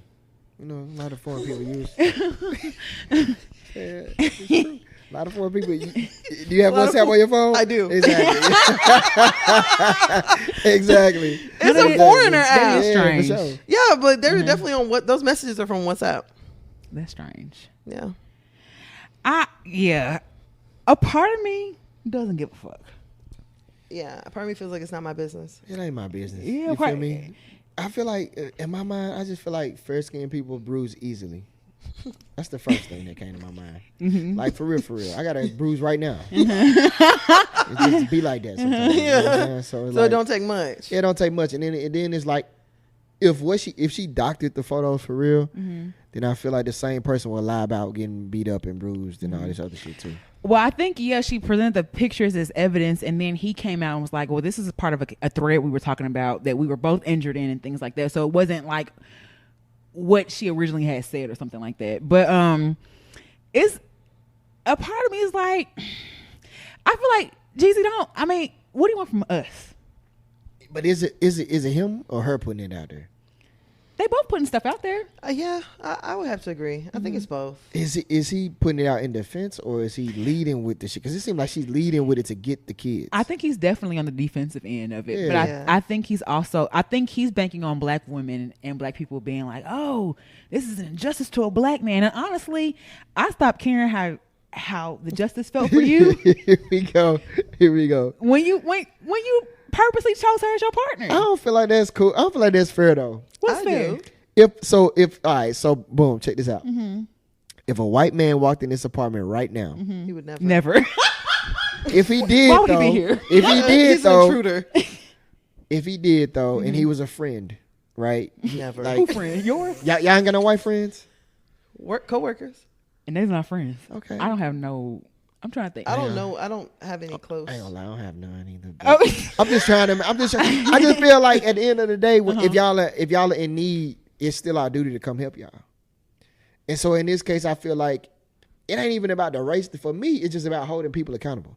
At what point are we gonna look at her like, what the fuck is she doing? Yeah. And if he happened to be black and he's like getting done wrong, we gonna just. We've been said that. Yeah. When they got together, we were like, what the fuck is he doing? Because she went on the show and was like, I like me a little dark meat. Yeah, So I like dark meat on the side. When that happened, we like, girl, what the fuck is you doing, Jeezy? And you're married to a white man? Yeah. And a white man. And she was then married to a white man at the time? She was married to a white man and said, I like dark meat on the side. And didn't want to have a baby with him. Who? The white dude? Yeah. Oh, okay. So they now I wonder if divorced. the husband didn't want to have a baby with her for a reason. No. He knew she was vindictive. She didn't want to have, well, that may have been, but he left and got married and had a baby immediately. The white dude. Yeah. And same with her too. She got with Jeezy and had a baby. That's where Jeezy fucked up. He shouldn't have got her pregnant. I don't think it was He intentional. got kids. I don't think it was intentional. Probably wasn't. Probably was an accident. I mean, they got married though, right? Yeah, they got married. Before or after the baby? And that's another thing. Niggas always marry women that are not black. I can't speak to that. Is that an actual fact? It seems really, y'all be batting pretty high. I don't know. My dad was married to a black woman. Your dad was. Your dad was. So where we get that fact from? Yeah, true. My dad also isn't a millionaire. I'm just saying though, but like, or very affluent. is that true? Or are we only looking at a certain genre of the culture? But like okay, men entertainment? on Jeezy's level. Yeah, How many of them? affluent. Yeah. How But- many of them are with black women? There are. But see, I can't speak to that because we talking about entertainment, and a lot of niggas in entertainment, like I said, like what are good examples of, like they don't reflect society. In fact, especially in Nigerian culture, that shit ain't what people look up to when it comes to. You'd be surprised. For real. Especially whenever Nigerian men come over here, they think that white women are a part of the American dream. Okay. Yeah. Okay. Yeah. Shit, then. Yeah, they really do think that that's a part of the package when you get a visa and a white woman. I mean, they do be spending that bread though. They will sign off on that visa though. You know, that's what They will sign off. That's what Married at first sight. That's what they be pisses getting me them- off the most is that whenever you hear like women who are non-African talk about Nigerian men, it's always about how much that they spend. Oh, they do this. Oh, they do that, and it's like Hold on. The women say that about the men, or the men say that about the women? the women say that about the men. Oh, see, I'm talking about the other way. I'm talking about when the nigga finessing, he need the green card. Oh no, but even if a Nigerian man need a green card, he gonna pay for it. Oh, Yeah. okay. Well, It'd be a lot more pay for it than like, oh, I'm trying to trick you into thinking that I really love you and I don't, and I got a wife back home. No, it's more so like, hey, I got this amount of money. I have 20K and I really want to go ahead and be secured here in this country. Like, what's up? oh man. Well, Nigerians. I got don't want it. cash. Do you want it or no? And how many women you walk up to right now are going to turn down 20K? Yeah. Yeah, I might do I it. mean, y'all, How am I getting It's married? going to cost you 7 years of your life. y'all know any but- Nigerian women? Just let me know. You feel me? That's all I'm saying. You know what Nigerian women now are doing? They are like Hold marrying on. women. Let's talk about that though, They because marry we'll never really talk about black women that date outside their race. Oh yeah, I don't know any. Well, no, I do. Yeah, Come we on do. now, yes y'all do. Everybody knows I know somebody. one. They're married outside. and be happy. I don't know about that. Okay, but here's the thing. Arriba. Girl, shut the fuck up. It's not really. We prefer black men, and the women that I know who have dated outside would prefer a black man. And why they ain't with one? Can't find one. Come on now. Pickings are slim. Come on now. Come on now. Come on now. Come The on pickings now. are slim. The pickings are slim when y'all criteria is just. The pickings are slim. The criteria don't be that bad. So can, either gotta go through the can police black men academy. feel like that though? Huh? Can black men feel like that too though? No. Why? Because there's a ton of us out here. Yeah, but you still gotta meet my standards. Look at honestly, I ain't gonna lie. Like if I went to the club, like hip hop club, and my wife in here twerking, all y'all eliminated. You got a problem with twerking Well, for real? No, it's just because when you start talking about like a wife, or like that's what like niggas ain't twerking. But you can't be pro-African Yeah, they are. and anti-twerking. I mean, shit, that ain't the nigga that y'all gonna marry anyway. But I'm just saying. Yeah. They I'm are. just saying They niggas throwing ain't ass. like when you just look at shit like Ass. how y'all present yourself matter though. And y'all don't get to see it. I think if it was reversed in some weird way and niggas was wearing less revealing clothes and twerking, women would be looking at the same shit like you don't look like husband material. Nah, it'd be the nails painted. It's little stuff now. Okay, well then Well, I don't. You go to a club and someone's dancing and enjoying themselves. You be like, "That's nah, not but, my wife." there's a million dances out here. So you want to? I'm I just have a saying. question. Yeah, you know what it is. I'm just saying it's a million ways to carry. You ain't even. First off, you ain't even got to do that. You ain't even got to be in that. It's a million ways to have fun out here. If fun to you is nothing but the club. I have a small request. Yeah, talk to me. If you don't mind. Yeah. Can I see your For You page on Instagram? My For Me page? Yeah, For sure. you. That's Yeah. That's a great question. See what's on there. Yeah. Let's Because see. I am a firm believer that there's nothing that's going to tell me the truth more about you than your social media. And I just refreshed it. Okay. What's on there? Let's see. We got some shoes. Shoes, fitness. Yeah, we got fitness. Might be a couple models. Yeah. Camera shit. Okay. Yeah. There's a couple models here. Fitness, grills. I don't even know what that is. Okay. More fitness, shoes. Okay. Some house stuff, food. Okay. First little food one I've seen. Okay, I'm just gonna refresh this one more time. You want to find something, goddamn me. Right. I just want to see if it's really okay. I'm telling you. I do think it's unfair to judge someone in a fun environment and be like, oh, that's not my wife because she's twerking. I just feel like feel like what you call fun He might be serious. could be. I'm dead serious. What you call fun could be. You It's fun, but at the same time, it's intentionality behind it too. And we damn near 40. So you would, if you and your lady are out, she can't dance on That's you? different. Nah, that's different. I'm talking about single people. If me and my partner like to go to the club together, we ain't looking no more. We really off the market. But I'm talking about the people who go out religiously and that's the only way you know how to enjoy yourself. And if I go to the club and I see you one week and I don't say nothing to you, I see you over there twerking and a random dude behind you. Then I come to the club some other time and I see you over there twerking. You be in here. Like, for real, it's like where you be at. Yeah, I do. So it's like, shit, you shouldn't be looking at me like, you should expect that from me. You know what I'm saying? I'm one of the people who like, people be trying to meet people and trying to change them. Like, you can't go to the club no more. Facts. No, nigga, you met her in the club. This is what where she she gonna belongs. do. You feel She me? lives there. Exactly. So like, live Yeah, there. love it here. Yeah. So like, I know that, going into a relationship, I can't, you a clubber. Like, if we 35, damn near 30, 40, bro, what age you start going to the club? What age do you stop? Or It starts. You've been going to clubs since you was 18. Your ass in here for half of your life. Kind of grown out of it. Yeah, like come on, that's your main half source your of life. enjoyment. Yeah, that's what you call fun. Come on, You don't bro. know how to do nothing else? It ain't played out yet. You know the same songs. Come on, bro. Like you don't Facts. like to travel. You don't like to Right. eat. You're Yeah. like that can't be your only thing to do. Whatever. You know what I'm saying? So it's like, yeah, shit like that. I think that eliminate a lot of women from like what they really So understand. you wouldn't talk to it no woman who's in there like twerking in the middle of the floor. It depend on Which what you like. If you celebrate with your homegirls, you have fun, cool. You know what I'm saying. But if you are a religious twerker, Yeah, it's just a random. yeah, if I go to your social media, Religious twerker. Yeah, if I go to your social and you twerking on your page and shit. There are some people who feel like twerking is a form of spirituality. A form of Yeah, spirituality. but it ain't like that though in America. That's African. People try to relate that to like, oh, dancing with that. No, bro, come on, bro. You twerking it with a whole different vibration to it. Like you really out here just, you know what I'm saying? Agree. Yeah, like come on, man. Let's not play ignorant. You feel me? Okay. Yeah, it's Yeah, cool. I low-key agree. Yeah. I mean, I think that everybody should be able to go and just do whatever you want to do, have fun, long as you ain't harming nobody. But there's certain like qualities in a man that if I saw him, first of all, I don't want no nigga from no club either. For sure. Not interested in him. More I don't people- want a nigga that. More people in hell. I'm telling you. A lot of people out there. Okay, so going back real quick to what you're saying, like if a white man, you feel like it's your responsibility to take care of us. For sure. So you feel like it's our responsibility to stick beside Jeezy? For sure. Yeah. I feel like it's supposed to be equally yoked. Like we got to look out for each other. For real. If we don't, who gonna do it? I feel like we can say that his wife is wrong without being like, I'm Team Jeezy. I believe that. You know, you don't got to be team nobody. But I feel like that feeds into when a nigga go date outside his race too, though. It's like a cycle. If you don't support a nigga, then I'm gonna go look for some support. And if the person that support me ain't black, don't be mad at me when I'm over there now. But then don't come back over here for support either. That's cool. After that person showed you who they really are. That's cool, but don't be mad at me. We're not. Don't be mad at us. Yeah, don't be mad at us. I And won't don't be. expect nothing. Yeah, don't expect us to ride at dawn But see, Yeah. but see that's the thing. for Jay Jenkins. See, I ain't with none of that though, because I feel like we always like don't nobody ride for us. We can't be like they that do. though. Who? I mean, the seals. Yeah, we are Man of Seals and Not Doing Bar together. That's it.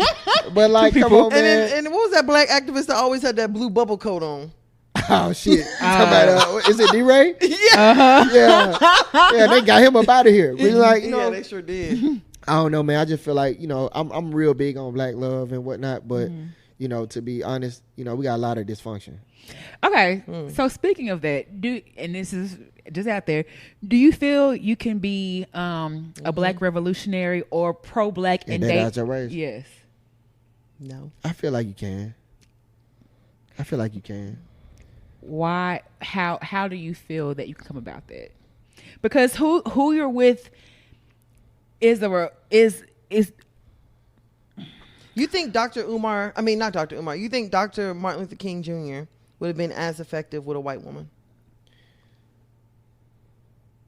Or Malcolm X? I think Dr. King because he believed in us being side by side. Now Malcolm X said, I'll be like, whoa. Whoa there. Yeah, I think it's about what you preaching. You know what I'm saying? But at the same time, I just feel like, is pro-black anti-white? No. It's okay. We all acknowledge that, right? So it's like, I can be pro-black, but I can still love. In addition to, I think like when you are not revolutionary, like to not be revolutionary means to like be kind of like anti-black. So like I can be super pro-black, like, and just support and uplift. Me loving outside of that doesn't take away from me uplifting my people. But you're making a statement by who you're with. Yeah. Yeah, but how deep is that statement? It's very deep because you're having kids with her. Statistically, you might pass before her. So you're leaving your generational wealth to this white woman, and this white woman she's not giving back to the Negro College Fund. Well, we don't know that. We don't know that. Look at Kobe's wife. We don't know that. But let's go with that scenario though. I still feel like if that is the case, I mean, man, I ain't gonna lie. I feel like everybody judges what everybody does. Nobody has the responsibility to do any of the shit that we talking about. That's the first thing. So it's like, if I just so happen to fall in love and marry somebody else or whatever, and they're outside of the race, as long as I'm like not intentionally doing shit that contributes directly, like I am not set forth. Like, you might meet somebody, like I would hope that if you date outside your race, the person you date outside your race understands or would love to understand your culture. That's true. You feel me? Because I think that's the difference. You date somebody that don't give a fuck about you, that speaks more to like your self-love and all that shit than anything. If I'm dating somebody outside my culture, you need to respect my culture. If something happened to me and I leave you a lump sum of money and you know I care about my people, I would expect you to be a reflection of me and also care about my people in the same way. But me dating you, I don't have to worry about your mama being like, oh, don't bring that nigga home. I never have to worry about that. Yes, you do. Because your mama gonna still tell you he ain't no good for you. He treating you like shit. No, but it's just surface level. They just doing it off the rip. But she's not gonna say don't bring that black man home. I mean, that's not the conversation when you're with someone. But is that rooted in ignorance though? It is. But I'm saying you have to worry about not only her culture but her understand. I just don't feel like, I'm not gonna say ever, but there will never be a level of understanding when you date someone from outside your culture. I can understand. Okay, so that being said, you're Nigerian. There's a lot of differences between Nigerian culture and American culture. Yeah. Would you date an American man? But she's Nigerian and American. Yeah, my mom's American. Okay. And my mom fully adopted the Nigerian culture. So that's what I'm saying. So like, for you to even get here wouldn't be possible had not cultures been blended. True. Yes. But then also my mom couldn't have married my dad and then been like, oh my gosh, your culture is just, all the food, but stinks. That's not see, that person right there is not a person that I would hope somebody that considers himself a revolutionary would even date. Because you don't like me. Yeah, but then sometimes, like in Jeezy's example, like Jeezy might not have known that she really wasn't. Well, no, is Jeezy a revolutionary? No, he's not. No, exactly. So this nigga is not the nigga that but in dealing with that, one of the things that they talked about in the divorce was her culturally, they family all like, we take care of each other over here, and she's like, I don't want all these people in my house. Right. So they didn't understand each other's culture from day one. Right. So that part, like, why would you marry someone or be with someone they don't understand they can't connect with you culturally? Y'all doesn't want to. Yeah. See, that when you start getting this, like, if that person doesn't want to, then that shouldn't be your partner. Like, that shit I already told you. But I'm speaking to the people that date outside their race, and we all know them white people that, like, white people with locks who think they down with the culture for real, and like they were exact out with me. Come on, but it's just like these people that like really feel like they are in tune or they want to be a part of, and they can be genuinely a good person, But is it rare? Is it common that you meet that person? Probably not. You know what I'm saying? But I think you can't take away from somebody's legacy, because if that's the case, I think it's a lot of people that do a lot more harm inside the culture that never gets addressed, and just because they black, we just kind of look at it like it is what it is. You know what I'm saying? Like when I talk about the music and shit like that, like a lot of them shit, that shit is self-destructive as fuck. But we not holding them to the standards. But if I say I care, now you try to disgrace everything that I care about because I just so happen to fall in love with somebody that didn't look like me. And truth be told, you don't even like. I don't know. I feel like it's hard to paint everything with one brush. You know what I'm saying? Because like, what if you. Like, okay, Bob Marley. Did y'all know Bob Marley's dad was white? Yeah. Yeah, we talked about that. You know what I'm saying? So it's like, but he made revolutionary music. So does his dad left too. Okay, that nigga black then. But it's just like, but it's like, does that discredit everything that he was passionate about because he grew up in an environment that wasn't all black and probably where like cultures were blended, and et cetera, or like, is he still a staple in what we consider Jamaican culture and American culture? But I think that we would have had a different Bob Marley if his dad had been around and he had experienced a white culture. He didn't experience it. He only experienced a black culture. I mean, but that's subjective though. That's neither here nor there. That's okay. Never really... I can say we wouldn't have the same Bob Marley if he was completely white. Yeah. Yeah. I mean, it would be Marley. Yeah. Bob Matthews. But it's just like, Bob Ross. Right. But it's just like, I don't know, man. I feel like, I just think it's more so about the person's heart and intent. I just feel like you can't be a black revolutionary because part of being a black revolutionary, like Martin Luther King Jr. or like Malcolm X, was talking about the future. And you can't talk about the future if half the future is half white. Well, and another aspect too, Martin Luther King apparently was in a serious relationship with a white woman and wanted to marry her. Well, now we're getting deep because that was some CIA. Yeah, they sent him. Yes. Oh, they sent the white woman. Yes. They made documents and all that stuff. I thought this was back in I thought this was back in college when he had a relationship with a white woman. If these people dated white women back in, they would have been killed. They would have been killed. Well, before they was killed. Had a thing or something like that. But I forgot what I was trying to say too. A lot of the men, they take them down with the use of women. Now, what I will say this though, I do believe if you are a black revolutionary, because I think the issue is, I think a lot of people think because you date out your race, you putting this person above your, like you feel like that person is better. You chose them. And I think that a lot of ignorant minded people act like that. Like you said, the Nigerian man feel like that's the prize or whatever the case may be. That's a problem. But I think I'm talking about the person who just dating casually, ain't looking to date or whatever the fucking case may be. Like you said, you got black women homegirls that date outside their race that want to be or would have loved to have been with a black person. I could see her all day like, well, why you stay single? But that's who they chose to be. You be single forever. You know, but it's just like, the police academy. At some point, can't pass. At some point, they decided to say, I'm gonna just go over here. They didn't change who they were as a person because they still love black men. I would assume. So it's like in the same regard, I feel like the black men who still love black women and hold them on a pedestal are just the same. But if you are demeaning, you can't demean black women and call yourself a revolutionary. That I agree with. Okay, now there you go. Yeah. That I agree and with. I think a lot of times black women feel like they are being demeaned by men who choose outside their race, and that's not always the case. But because you do get the ignorant people that do like favor. It started with like the light skinned women only talk, and then next thing you know, they dating this European chick. Right. That's different. But I feel like if you can uphold both, then it shouldn't take away who you are at your core. I mean, that does make a difference because whenever I hear a black man start saying like, oh, well, black women don't like me or white women do this, and I'm just like, black women have attitudes and white women are more submissive. You putting down one for the other. Exactly, just date. Then you're not a revolutionary. Yeah, just stay over there. You don't love black women in the same regard that you feel like you receive love from other ethnicities of women. Right. You know what I'm saying? I think that's different. Yeah, that does make a difference. I don't know.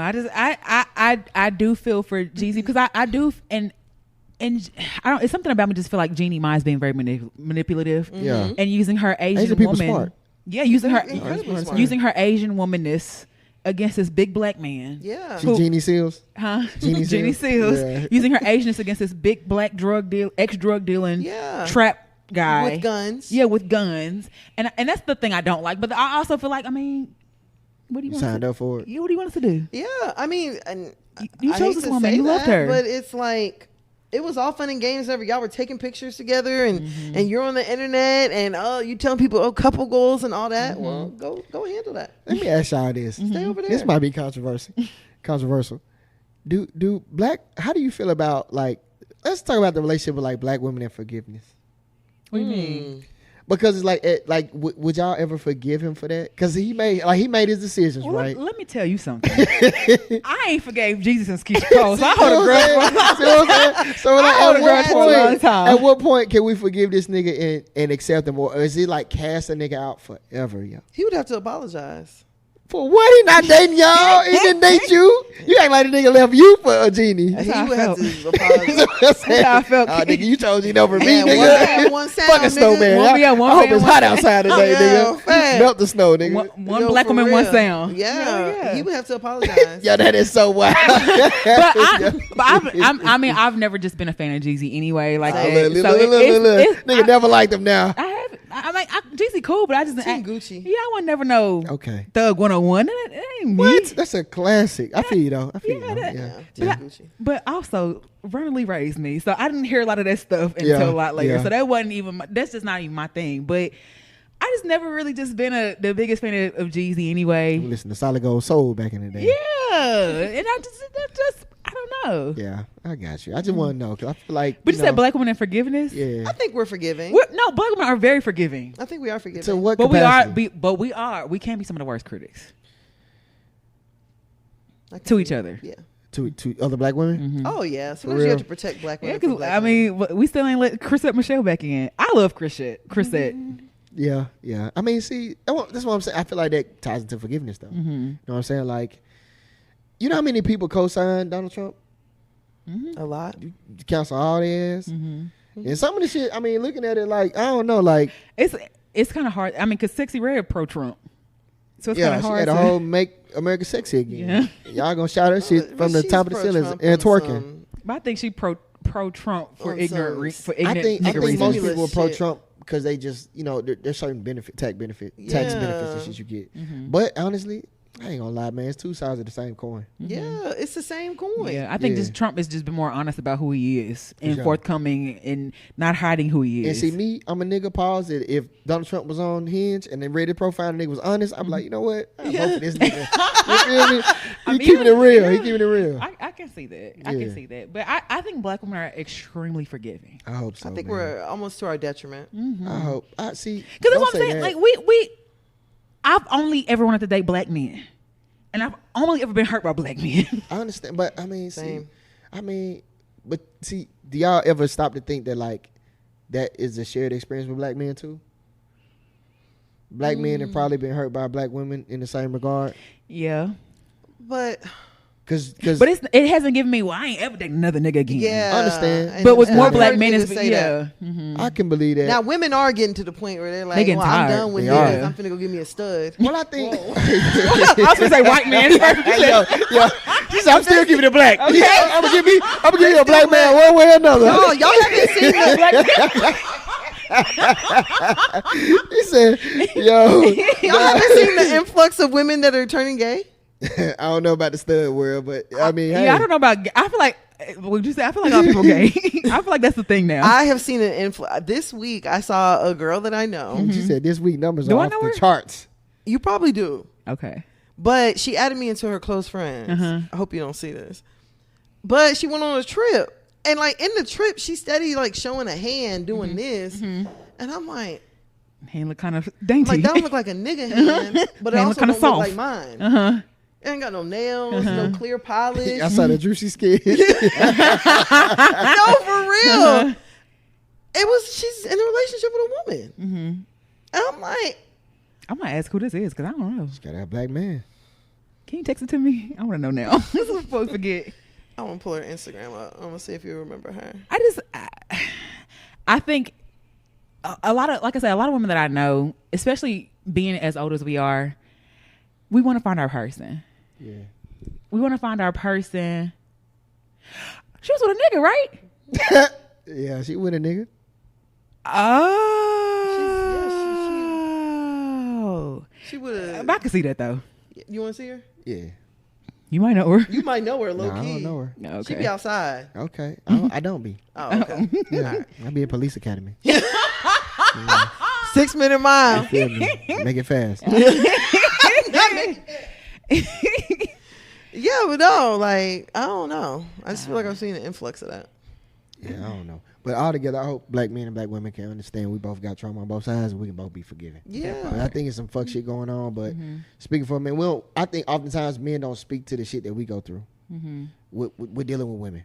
But why not? It's not like, I mean, I don't know. Like for me, my first heartbreak was by a woman. So then How I old can't were go. If you I don't was mind in me like asking. 6th grade. She broke up with me on my birthday. I remember that shit to this day. She what? Broke up with you on your birthday? Birthday. You know what I'm saying? That changed But my trajectory. Was that really a heartbreak? Hell yeah. To my little heart it was. Hell yeah. Okay. You trying to amend the season right now. My experience matters. I'm not saying that, but men. Is that really a heartbreak? Yeah. No, but I'm saying men will hold on like, oh, y'all got my heartbreak in sixth grade, and that just made me the dog I was. Because this is what it was. We were together for 2 years. Not in the 6. From 4 That's to what I'm 6. saying. We get married. Jagged edge. Let's get married. We was like, when you together when you somebody for 2 years, the whole school know y'all go together. You know what I'm saying? People don't even try your girl. They're like, oh, that's Ricky. This little Peetey over there. You know what I'm saying? Yeah. We're like on that type of time. Break with me on my birthday. Oh man, that brought the future out of me. I'm finna. It's Not in finna. 6th grade. Brought the future out of you. I swear to God, it did. And how many women do you think had to pay for what she did to you? A in the lot. 6th grade? Damn. And that's the A problem. lot. But that's the thing. I She don't was think you're doing already, that. but that's what I'm saying. There's no accountability given to the woman. She was already moving foul. So Sixth whatever, grade. yeah, she was already moving foul. But I'm saying, She probably was foul. yeah, She probably wasn't smelling right too. So. Exactly right. But it's just like to go into that. I went into that innocent, and I went into it thinking one thing, and it was completely different. And so it kind of just changed my whole perspective. And it wasn't even that like it brought out the dog in me. What happened is after that, like I made a bet with my cousin, like yo, whoever get in a relationship first got to buy the next person Jordans or some shit like that. So I started talking to these little girls, and they started liking me, and I started getting active with them, whatever. Next thing I know, I found out it's a dude trying to fight me. Like who? Her boyfriend. Like, oh damn, you got a boyfriend? So now I'm seeing like, oh, all these women are cheaters. This is my experience now. Like, oh damn, all these women be cheating. In 6th grade. No. This is 6th grade going into like high school. You feel me? So now it's like, oh damn, like everybody out here cheating. I really had no idea. You know what I'm saying? I had no. In 6th grade, I wasn't even having sex. She was having sex. I wasn't doing none of that. Oh dang. You feel me? So it's like, Dang, damn. not having sex and you want the first and y'all were together. That's what I'm saying, yo. She was already doing shit. You know what I'm saying? So it's like I went into it innocent, thinking like, oh, this gonna be like she know my mom, blah blah blah. She out here wilding, and it just continued from there. Like all the women they had dudes, and I was the athletic light skinned dude who played ball, so they all on me. I think the thing with black men is that I feel like black women have more accountability than black men do. I mean, because I feel like a part of sometimes we're forced to sit with what happened to move forward. But like it's okay for you to be a dog. It's okay for you to have this heartbreak and then run through everybody else. Yeah. But we have to sit back and realize, okay, this is what I did in this relationship wrong, and I'm gonna move different this way. Let me ask this then, because I feel like that's a trick statement. Are women better cheaters than men? Yeah. Yes. Exactly. So is it really accountability because y'all just hide y'all shit better than we do? And men just sloppy. So we come off like dogs and we just own the title. But y'all be moving wild, but y'all just sneaky. I don't really know too many like women that cheat. That's a great thing. Amen. But you apparently do. Yeah. That's what I'm saying. So it's like I don't think either side is right or wrong. I think it's the same. Two sides of the same coin. But even your 6th grade story that you just told, yeah, I feel like I have met so many men. Even my boyfriend has told me a similar story. Man, dude, I was puppy love, and she broke my heart. She broke my heart. I ain't become a dog till I dealt with a bitch. But I mean, what I'm saying though, like to speak to that though, it does speak to like I think a lot of men do go into it really lost in that way, and then like we don't just become a dog. Like, I ain't speaking to the niggas that got mom and daddy issues. Right, because that's different. You know what I'm saying? I'm speaking to somebody who really feel like, let me buy you a Valentine's Day gift and da-da-da-da, and then you get done wrong. A lot of the trust and a lot of the dog shit come from a lack of trust from shit that we see from other women. So it's like, damn, I can't trust. That's niggas be like, never trust a bitch. That come from us dealing with women and seeing how they move, being a side nigga. It's like, damn, like y'all are really, oh hell nah. I know that this is how it was for me. Right. You know what I'm saying? So now it's like, okay, now I can't trust none of y'all. Now I'm gonna have my guard up. But see, with me, it came honestly. Like, I'm gonna tell you. I think niggas be going wrong where they lead you on, they don't tell you that they really been through some shit and they hide it from you. But I think both sexes do that. You know what I'm saying? Women will be with a nigga that they don't even want to be with for the sake of having somebody.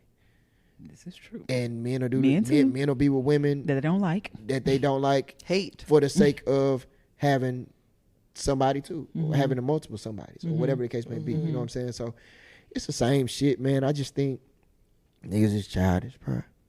Yeah, I just don't know any women that have a 6th grade heartbreak story. I mean, we do, but like, we get over that shit. I haven't heard them like reference it into how they moved as an adult. Yeah, well, I haven't seen. Yeah, I got done in 6th grade, and I hear a lot of men. Yeah, and it starts that high school adolescent type thing, and then it just changes, and you've never been right since then. I mean, I don't know. I think that's a good point. I think psychologically though, like, men are the ones that have to pursue women a lot. So y'all, like, a lot of men are coming to y'all, and y'all are kind of filtering out. We really, like, we have to work for you. Then when we get you, and then we find out you doing me dirty, and it's like, damn, like, that shit is heartbreaking. You feel me? And I think, like, to even speak to that, like, when you say, why not, like, talk to somebody, I think because it kind of, it can come off shaming, like, oh, nigga, we dealt with it. Why you complaining about 6th grade? But it's like, you know, everybody knows your adolescence, your childhood is very influential on who you grow up to be. So it's like, if you don't really have an outlet to really deal with that, you can take that experience and you could use it to do wrong or do right by the shit. You know what I'm saying? And shit, therapy is new for all our ass. So shit. Yeah, we're the first generation of black people to look at mental health, look at therapy, wanting to prioritizing our mental health and stuff like that too. And I don't know. So dealing with meeting a nigga that was heartbroken, this shit makes very much sense because nigga didn't grow up being able to talk it out with his parents, and don't talk to me. I'm not your friend. Is a common thing. You know what I'm saying? So it's like, as a kid, you just got to deal with it however you can deal with it. Right, facts. You know what I'm saying? So yeah, I just think we all need to heal and shit, and black love. Okay, black love. What's the But that's all I have with this week with the shits. We got one more. Which one? Megan. Oh yes. My bad, y'all. Just a tad. We've been talking. The conversation been good. Yeah, no, the conversation was good. So okay, let's do 100 rounds. Let's do Megan Thee Stallion. Thick. Oh. yo, it's crazy over there, yo. H-Town. Best ass on Instagram. Cowgirl. Best tits on Instagram. Twerk. Cobra. Oh. Snake. Houston. Tall. Glorilla. Tori. Brown skin. Challenge. Kelsey.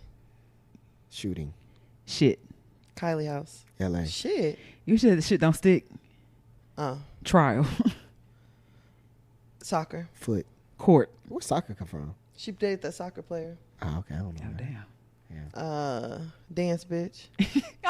That's fucked up. That's fucked up. Yeah, I'm running out of so shit. Let's start. Let's kick it off with that one. Egg roll and dance bitches is where we start. I know what we're talking about.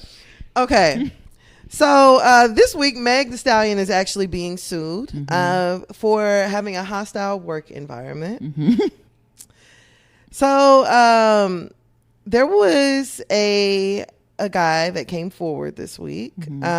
He's a former employee of Meg's, accusing her of creating an unbearable, hostile work environment. Unbearable is crazy. Yeah, facts. But we always laugh when we say a hostile work environment with Lizzo, and, like with women, like they can't create a hostile work environment. That's true. That's true. Let's talk about it. And it's so crazy because, like, I be wondering if she related to y'all. Oh, because her last name Pete. Her last name Pete. Her name is spelled Meg. Swear to God. Yeah, but it's like, P-E-T-E. Okay, let me find out. I'm like, hold on, shit. Yeah. Hey, cousin. Right. I ain't working for you though. None of that incest shit going on, cuz. Crying. So my sister. Emilio Garcia, he was actually Meg's personal cameraman, and he is claiming alleging assault, a hostile work environment, and more than a dozen other labor code violations. Are y'all mad that he's not black? Nah. No, she's That's not. messed she's not up. a See, big look at the double pro-black. standard. Look I at the think double about it, but standards. nah, I'm She's not. not pro-black. Well, she's pro-black, but But she's she not should like, be, right? What we just talking about? I don't see Meg as Issa a Rae, black revolutionary. Yeah. She should Issa be. Rae did like. Issa Rae with no nigga. Oh no, her man black. Yeah, I remember. Oh, never Issa Rae mind. give me white vibes though. She give me Asian. Her man comedic vibes. style gives me white comedy. I can see that. I get more. I can see her. I thought her fiance was Asian. It's okay. Okay, so he is actually claiming that in June of 2022, while on tour in Ibiza, Megan had sex with another woman while he was sitting next to them in the SUV. That's a nice place to have sex. That's what I'm saying. He claims that he could not get out of the car as it was both moving and he was in the middle of nowhere in a foreign country. He said the following day that Megan inquired whether or not he was in the SUV the previous night. He confirmed, and she said, "Don't ever discuss what you saw." How big was this SUV? That's what I'm saying. Must be an Uber Black. The suit is also accusing Megan of fat shaming the cameraman, Damn. allegedly calling him a fat bitch, Damn. as well as telling him spit your food out and you don't need to be eating. Damn. This sounds just like Lizzo. See how y'all treat men's rights? It's crazy. Yo. She laughing at us. That's crazy. Damn. This sounds.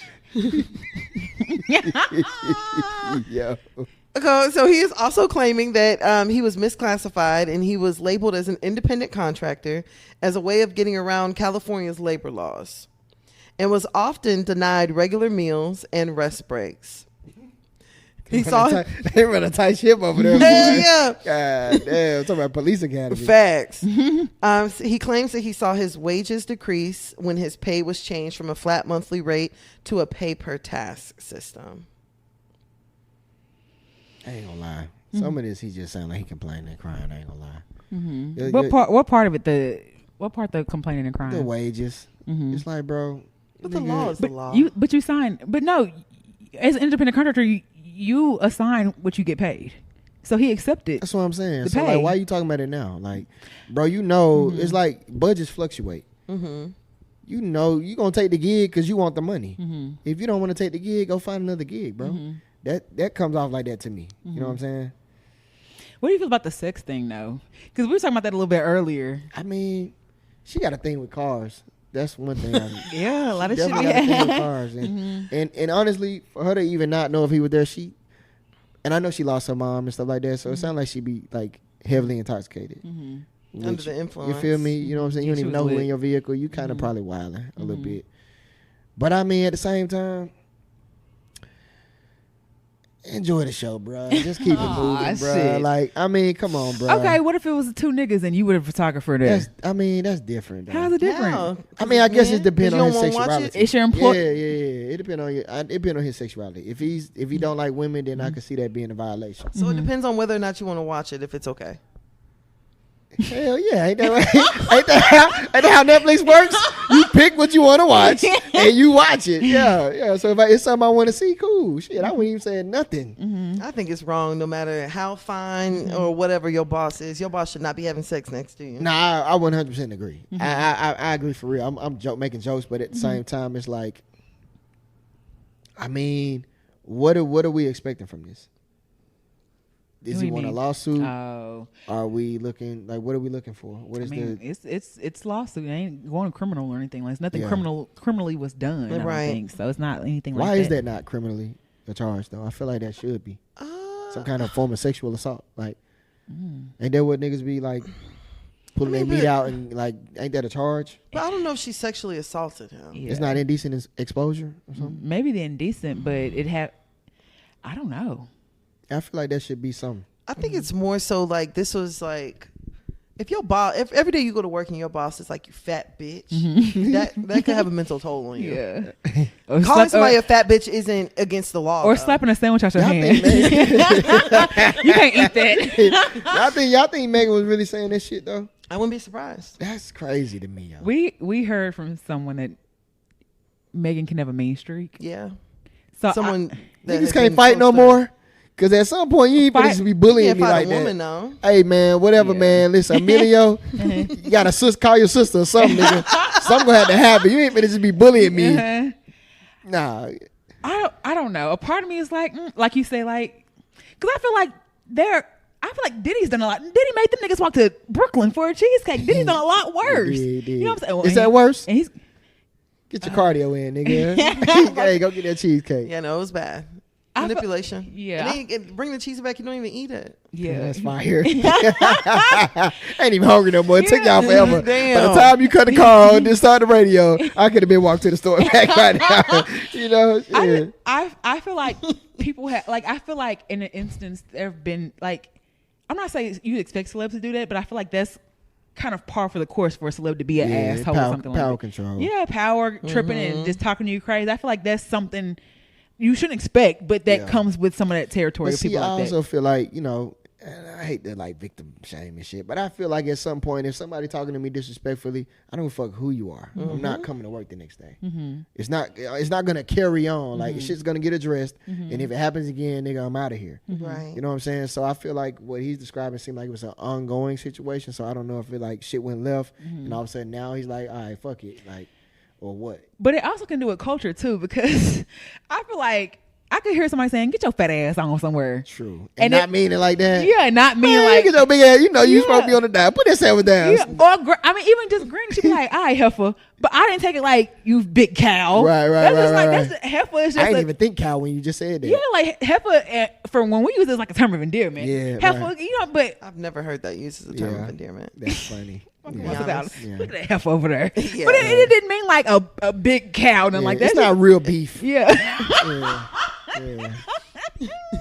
But I've never seen a skinny girl called a heifer. I have. Yeah. Yeah. Nah, That's what I'm yeah, saying. I They have. use that like hoe. Hoe, Or yeah. like Or the young girl, Yeah. a little girl, or something like Right. that. Yeah, that's what I've known heifer to be. It ain't never been. Yeah, and she didn't call me heifer because I was. yeah, it was bigger. never a size thing to Yeah. it. From what I know. Yeah. Like Yeah. for me, it was more so like a like it was like a hoe. Like you a heifer, you a whore. Grandma wasn't saying heifer. Nah, I'm not saying, but I'm saying like I've heard slutty it in that like, oh, you a little Get here, heifer. hoe. Yeah, like, hey, yo, I'll bring your ass in here. Bring your whole ass in here. Right. Nah, so Yeah. a part of me thinks of someone like that. I'm not And gonna she say is from the Y'all South, making a too. lot of excuses for Meg. I just want Nah, you to I ain't know. I'm no not making excuses, excuses. but- I'm just saying, like, what Your boss shouldn't call you a heifer. Your That boss is shouldn't true. call you a fat bitch. Your boss shouldn't knock a sandwich out your hand. And your boss shouldn't have sex It next to you. depends though. Maybe I'm your accountability partner and you bullshitting right now. Not get sandwich down. I didn't sign up for all that though. Yeah. But I mean, I feel like, you know, it's tricky because entertainment, I think if you work in corporate America, you look at it different and you think like, you know, whatever. that's it. Yeah. But in reality, entertainment, it's more of a personable, do I like you? You know, like it's that type of thing. You know, ain't no real set stone, ain't no real HR type of vibe. You know what I'm saying? So I feel like people do a lot of shit like that. And like you said, it can be endearment or it can be jokes or whatever the case may be. But I still feel like he should be respected. Yeah. You know what I'm saying? And you definitely should be making out. But I feel like also, I don't know his role. He was a cameraman. Or Yeah, as a something like that? cameraman. Yeah, I feel like they see a lot of shit though. Like you, especially if you on call, like just ride with me in the car, like you probably are gonna see parts of my life that no one else is gonna see. Drug usage. Yeah, nigga. Face forward, nigga. Like, don't look back here if you don't want to see. You know what I'm saying? Because that's kind of what's going on right now. You just happen to be for hire. Yeah, you know what I'm saying? But it's tricky in entertainment. Well, like you said, no one deserves to be talked to like that. So Yeah. I hope. I'm not gonna say I hope it's not true because it sounds like it might be true. Yeah, But I hope he gets whatever he needs to get from this, yeah. or whatever it may be. I hope we got a good sandwich. Huh? After that, I hope we got a good sandwich. Not a good sandwich. Yeah. Do y'all think that like whenever it comes to having these kind of experiences that you like being compensated is fair? Because some people like even like in the form of like Cassie, they're like, well, why did Cassie need money? And it's like, nigga, compensate me. I don't know, man. I feel like money should come into play if like when we talk about provider role, like if they separate, like you separate and you don't have like a prenup. I feel like if I'm under your control and I'm like not allowed to do certain things in like the industry and whatnot because you have a stronghold on it, and you blackball me or some shit like that, then I should be compensated. But I feel like you should be how else can you compensate? You can't give somebody back their time. So what else can you give someone as jail restitution? Jail. Go to jail. It's not a crime. But everything that people do isn't illegal. That's what I'm saying. That's why I feel like it should be illegal. If you can complain about it, and it's something where you should be charged a fine for it. That's normally are charged a fine for something that's done that's illegal. You violate it in some kind of way. So how is there no law for a violation? That but how is jail time? How is jail time beneficial to me? You ain't gonna do this shit again. You might. Then you go to jail again. You might. Yeah, your ass right back in jail. Knock that sandwich down in there. See how that goes. Yeah, knock Bertha sandwich down. See what she do to you. Right. Yeah. So I don't know, man. I think it depends, case by case basis. You know what I'm saying? But I feel like you should be compensated for any inconvenience. I feel like it's hard to prove that though. It is hard to prove. That's true. And some of these stories sound so outlandish. That's what I'm saying. People lie. And I think you blend the world where people make up shit to grab for money. That's true too. You know what I'm saying? And some people do take advantage. You know what I'm saying? Mix of both. Yeah, it's tricky. Yeah. I think if you have like strong evidence and that's your gig, you probably should be compensated. Like 6 months salary or some shit. I don't know. Right. You know what I'm saying? Something. Yeah. Well, I mean that we've had a really good conversation, but now it's time to get kind of into you. Yeah. Peetey. Yeah, pause. Relax. Not into my damn cousin. Yeah, right.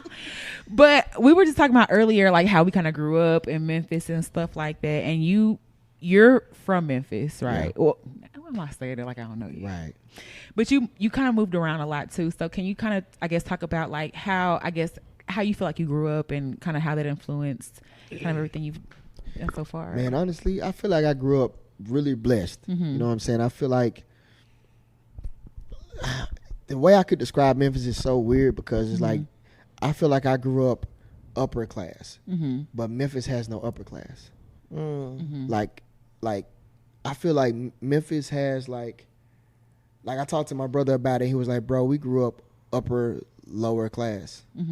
Like that's the best way to describe Memphis. You know what I'm saying? So it's like for me, I grew up. My grandparents had a big house, you know, so everybody that knew me knew I lived in the big yellow house growing up. You know what I'm saying? But at the same time, it's me, my mom, my grandma, my uncle, my other uncle, my granddad, my granny. We all under this one roof. And then that same neighborhood is like in the worst neighborhood of Memphis now, East Memphis. You know what I'm saying? So it's like it started off when I was like super young, where it was like a diverse community, and then as I got older, you know, you go out in life and shit, all your partners is doing whatever, and you know, you just find yourself in some chaotic type shit. You know what I'm saying? And so that was a lot of experience. I wasn't in like the poorest neighborhoods, but Memphis is so small. Did you feel like you had to leave Memphis though? Because yeah, 100%. I feel like that was my brother's saving grace. Because you know, my mama is from Orange Mound. Yeah. So I feel like that was his saving grace in leaving. So do you feel the same way about 100%. Memphis? Like you had to leave? For sure. Yeah, I feel like my whole family, my family is from a side of town called Boxtown. You know what I'm saying? That's like Westwood, South Memphis, you know. But they were blessed enough to move. So like my family is like, we grew up in the church, but we was a little ghetto too. You know what I'm saying? And so you still got all your friends. Like right now, my mama live in Whitehaven. You know what I'm saying? So Memphis, the poverty level, the education level, all that stuff just kind of, it's all the same no matter where you live. If you really live in Memphis, it's all the same, not the outskirts. You know what I'm saying? So yeah, at one point I felt like if I didn't leave Memphis, I was going to be dead or in jail. You know what I'm saying? And I've said this before, like I love Memphis. I love going back home to visit, but I could never see myself going back to stay. You better than me. I don't even go back, and you already know that. Really? I don't go. Last time I went to Memphis is when we went. I love going back home to Memphis. I can't do it. I love it, but I don't think I could live there because it's everybody working Nike or FedEx, or Brother, and it feels kind of like stagnant almost, like you kind of just stuck there a little bit. Yeah, I don't know, man. I got a lot of trauma related to Memphis. You know what I'm saying? That's why I can't go back. Like for me, I've lost over 20 friends. Like, and that's just me shooting off a number. You know what I'm saying? So like for me, I have a lot of trauma in Memphis, and a lot of reason why I don't go back is because when I was there, like I said, I grew up in it felt okay until I moved away and I started seeing stuff differently. Like when I moved to Nashville, I would constantly see Memphis on the news for a shooting and all this crazy shit, right? First 48. You know what I'm saying? And when you there, I don't know, it used to be fun. It used to really be fun. Like you could be at a house party and niggas get the shooting and y'all can go to partying again. Like nothing happened. That's so crazy to me now. That's traumatic. It's traumatic. It's traumatic as hell. You know what I'm saying? So when I moved to Nashville, I remember constantly seeing Memphis on the news and comparing it. Like I haven't seen one shooting since I've been here. That's when I really started realizing, like, okay, maybe this ain't normal. You know what I'm saying? And then so I stopped watching the news. And then I invited my partners from Memphis down to Nashville and I ended up in trouble. So I'm like, man, you know what? It gotta be more. So I moved to New York, and then that just changed everything. You know what I'm saying? So yeah. But I always loved Memphis because I grew up there. But I just feel like we a lost city.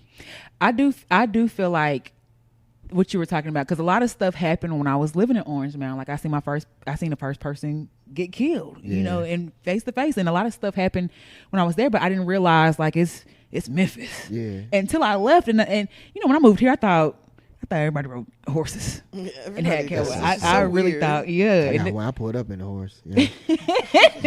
But I thought when I moved here, like, oh, it's gonna be so country, and I love Texas. Yeah. Like I absolutely love it. But what happened when you moved from New York to here? Because did you move to Dallas first, or were you somewhere else? I moved here to Dallas first. Okay, so what?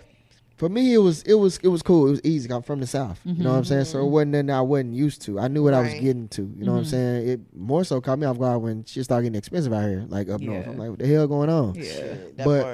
But for me, I feel like, you know, I feel like everything is changing. You know what I'm saying? Like moving up north, I got introduced to therapy. That just wasn't a thing down south. You know what I'm saying? So I would talk to my mom about it. They just weren't in tune with it. And so telling them your problems. Yeah, no, but it's more so pray on it. Yeah, it's heavily that. You know what I'm saying? But then when you understand why you in the Bible Belt and all these different things, it makes sense. So it's like it does come off. I don't want to be disrespectful to anybody's religion, but it comes off as some kind of ignorant, where you think that's the solution for everything. You feel me? And that's not to go against any faith, but life is just more complex than that. Yeah. You know what I'm saying? So, you know, moving down south, I think that the adjustment was like how I would problem solve or how I look at things up north was different to down south. It's a lot of ignorant. You know what I'm saying? Like even myself, when I moved to New York, I was ignorant to like the gay community. You know what I'm saying? Then I ended up doing events in New York, and shit, Gay Pride Month and House Music Month were like the biggest events ever that would like I would throw in my job. Like they brought in the most money, and I had to work with them. And so then I had to, you know, get an understanding of firstly just being people, and whatever they doing ain't got nothing to do with me. Right. You know what I'm saying? So I think like me being in New York, my mentor, the man who hired me, the director of the Schomburg, is Elijah Muhammad's grandson. Right, he's the only third ever black tenured professor at Harvard today. You know what I'm saying? He's a big, like, highly esteemed man. Right, very smart, very educated. His assistant to like go out at strategic initiatives to get money was gay, and I remember, like they had a really close, like not crazy close, but like a close relationship. You know, they work hand in hand, and that was my first time seeing a straight man interact with a gay man and respect on both sides. You know what I'm saying? And that changed perspective for me. And I remember, like one day, I tied my bow tie. My director was like, "Hey, like I really like you tied your bow tie. You think you tie mine?" And I remember shaking, tying this nigga bow tie. He's straight and I'm straight, but I remember shaking because I just felt so uncomfortable. And I remember reflecting on that moment, like it was to the point he was like, "Don't worry about it, Rick." Like, you know what I'm saying? But do it. Yeah, but it's just like, damn, like I'm that far, like what is it like? I should be a lot more comfortable in my own skin and sexuality. You know what I'm saying? That changed a lot of shit for me. So I think coming down south, you hear a lot of the ignorance where people are like highly judgmental or stuff like that. And it's like, bro, they don't even concern you. You know what I'm saying? So yeah, it's just certain stuff like that down south. I feel like, you know, people are catching up to and whatnot. People just being people. And then too, I remember you doing music at one point. Yeah. And then I remember you like doing more of like photography and stuff like that. So how did that transition, or was it together? Were you doing both of them at the same time first, and then you found passion for one, or what happened? Yeah, music is my like second love. I say like drawing and all that was my first love.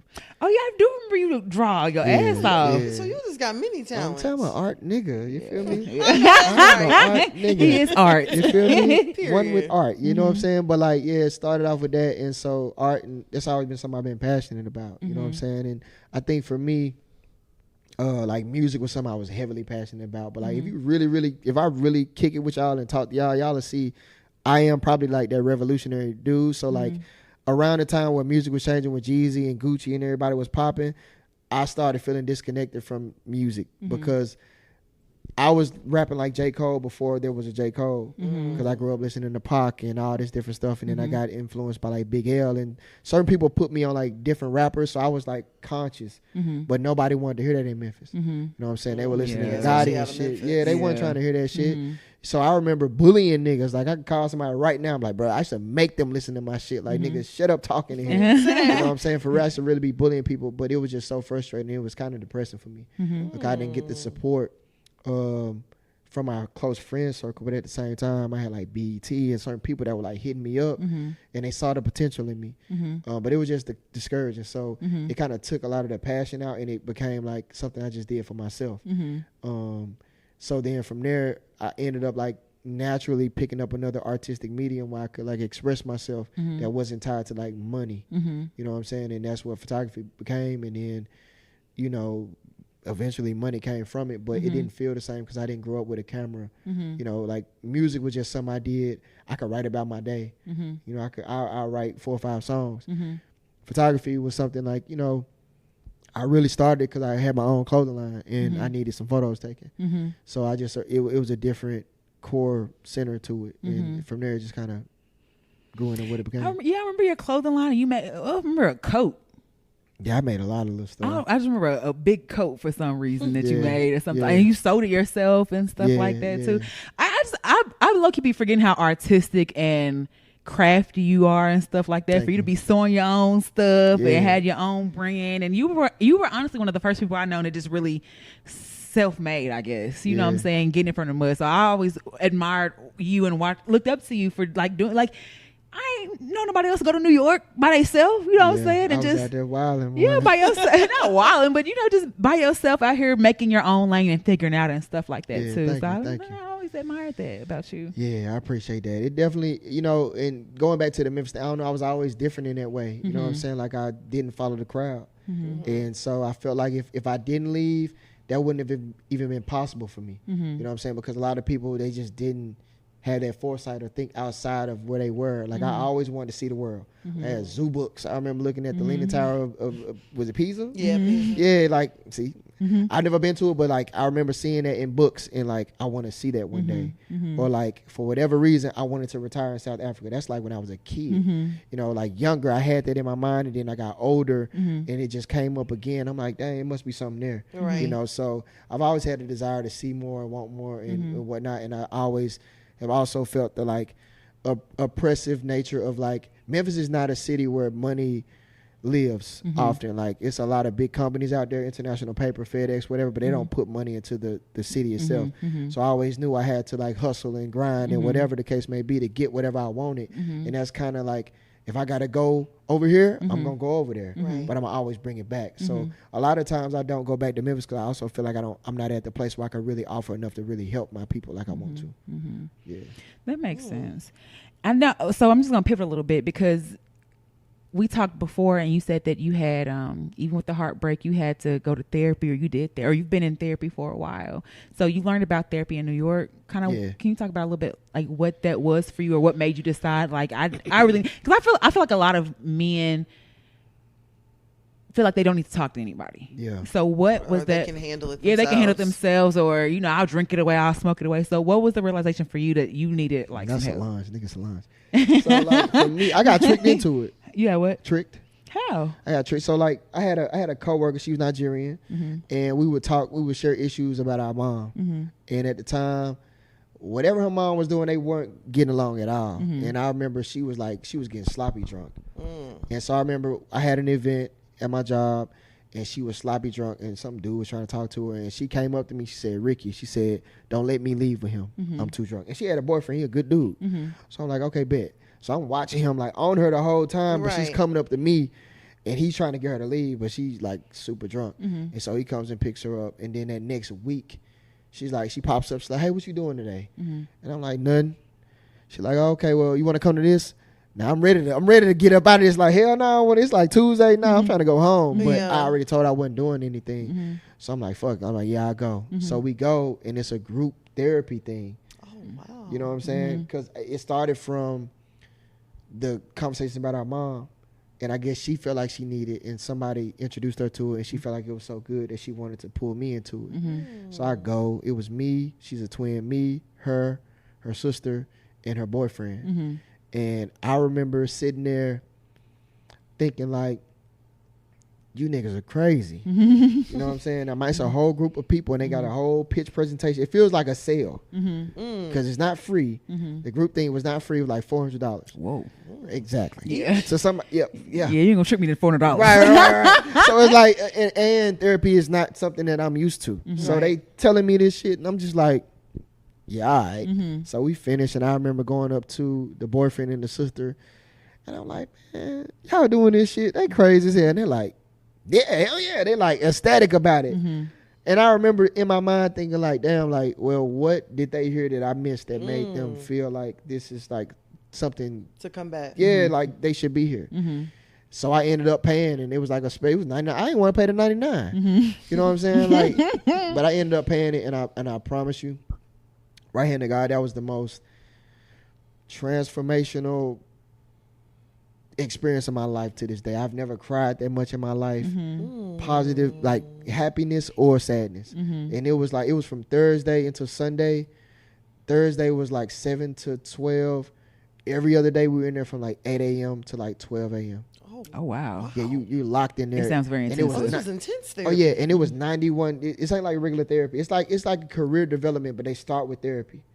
So it's classes to it. So you got the basic, and then you have the advanced, and then you have leadership, and then you have whatever the other mastery or something like that. So it really teaches you, like, if you want to excel and like be a public speaker and do this, but first you need to deal with these things. You know what I'm saying? So that's kind of how it's set up.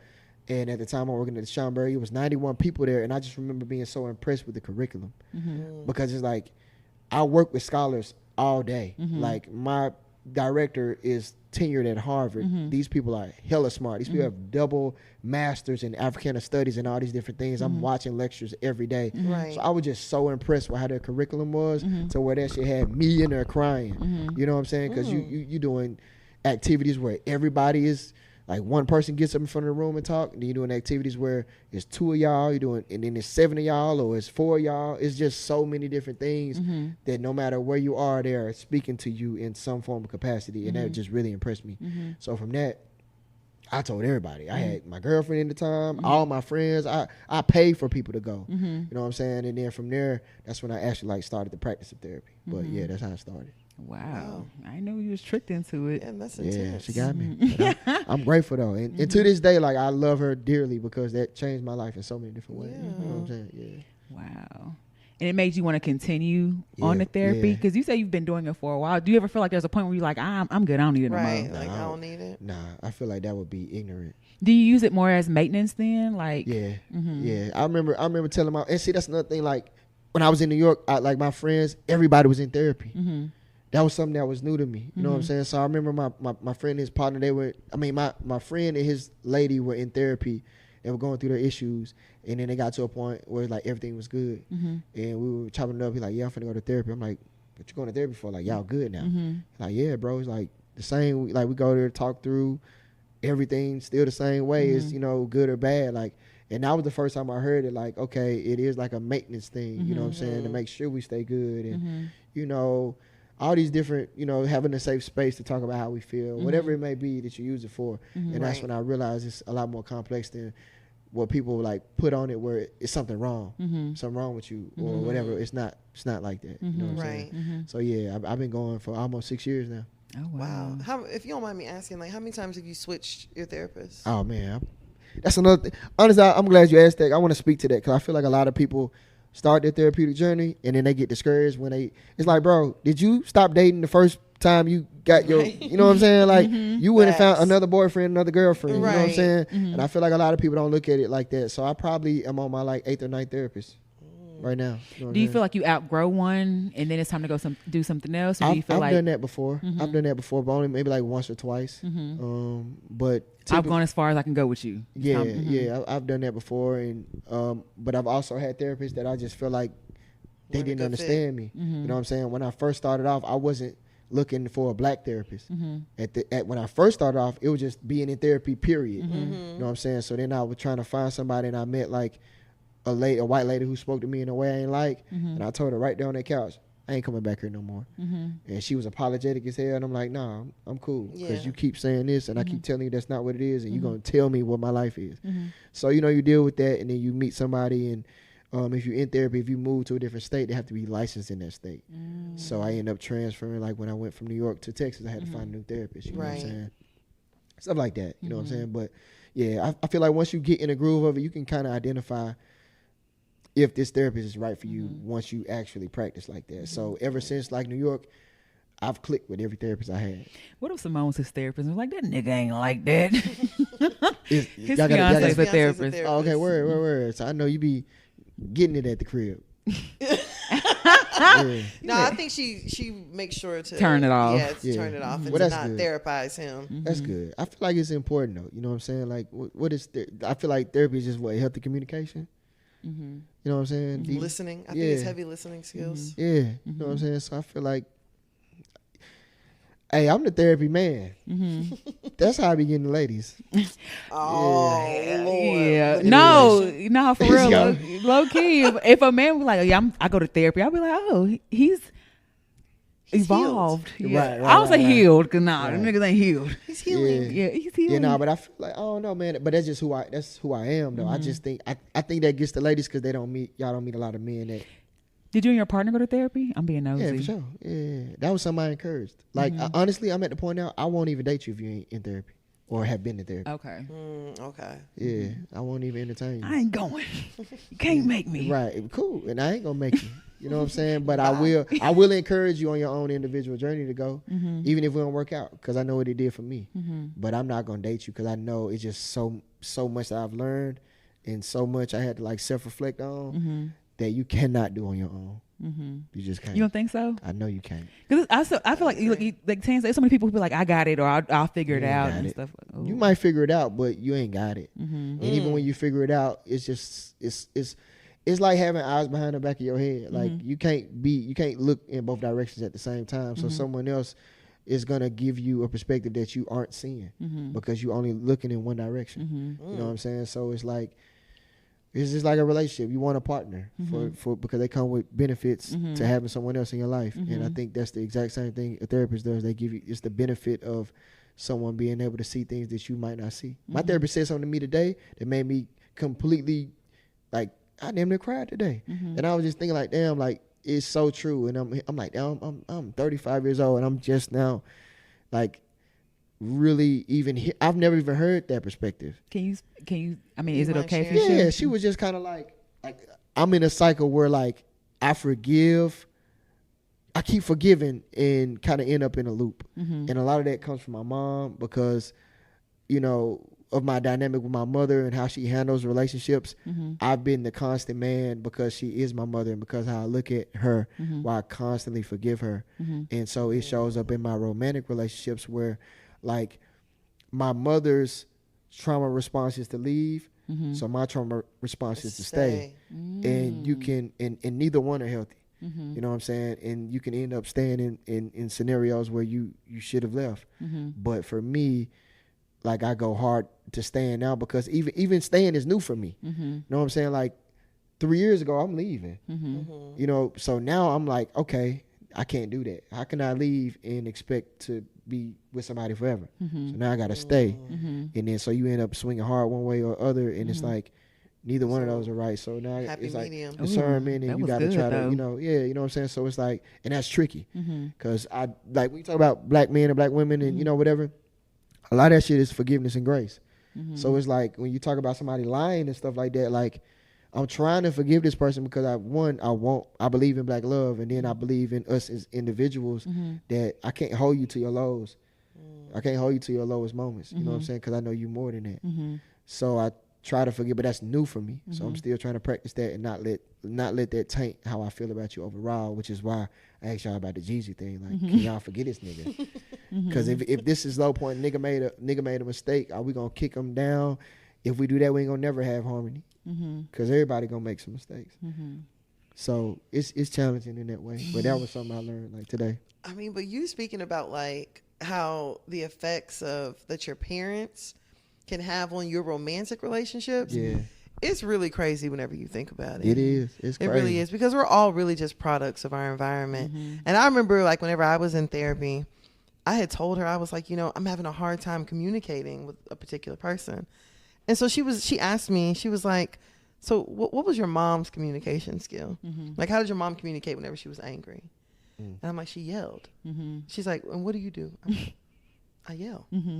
And she's like, so your mom taught you how to communicate. How to yell. Your mama done taught you how to yell. And now you yell and you get frustrated. And growing up, whenever my mom, she would yell. And then if she felt like she wasn't being heard, my mom would cry. Because it was like I'm just so frustrated. I can't do nothing. I'm just going to cry. You know why she's yelling? Why she was yelling? Yeah. Why do you Because think? she didn't know how to communicate. She grew up in a household that was being yelled at. Well, that also goes the same reason why she was crying. She felt like she wasn't being heard. Wasn't being heard. Because that's something that I dealt with personally. Like, I raised my voice. Like, my dad is loud and shit like that. My dad's super laid back, but he is also, when he gets angry, he's gonna yell. Like, and I found myself like doing that, but I do it when I'm not feeling heard. You know what I'm saying? It's like it's like, you can't hear you cut the volume up.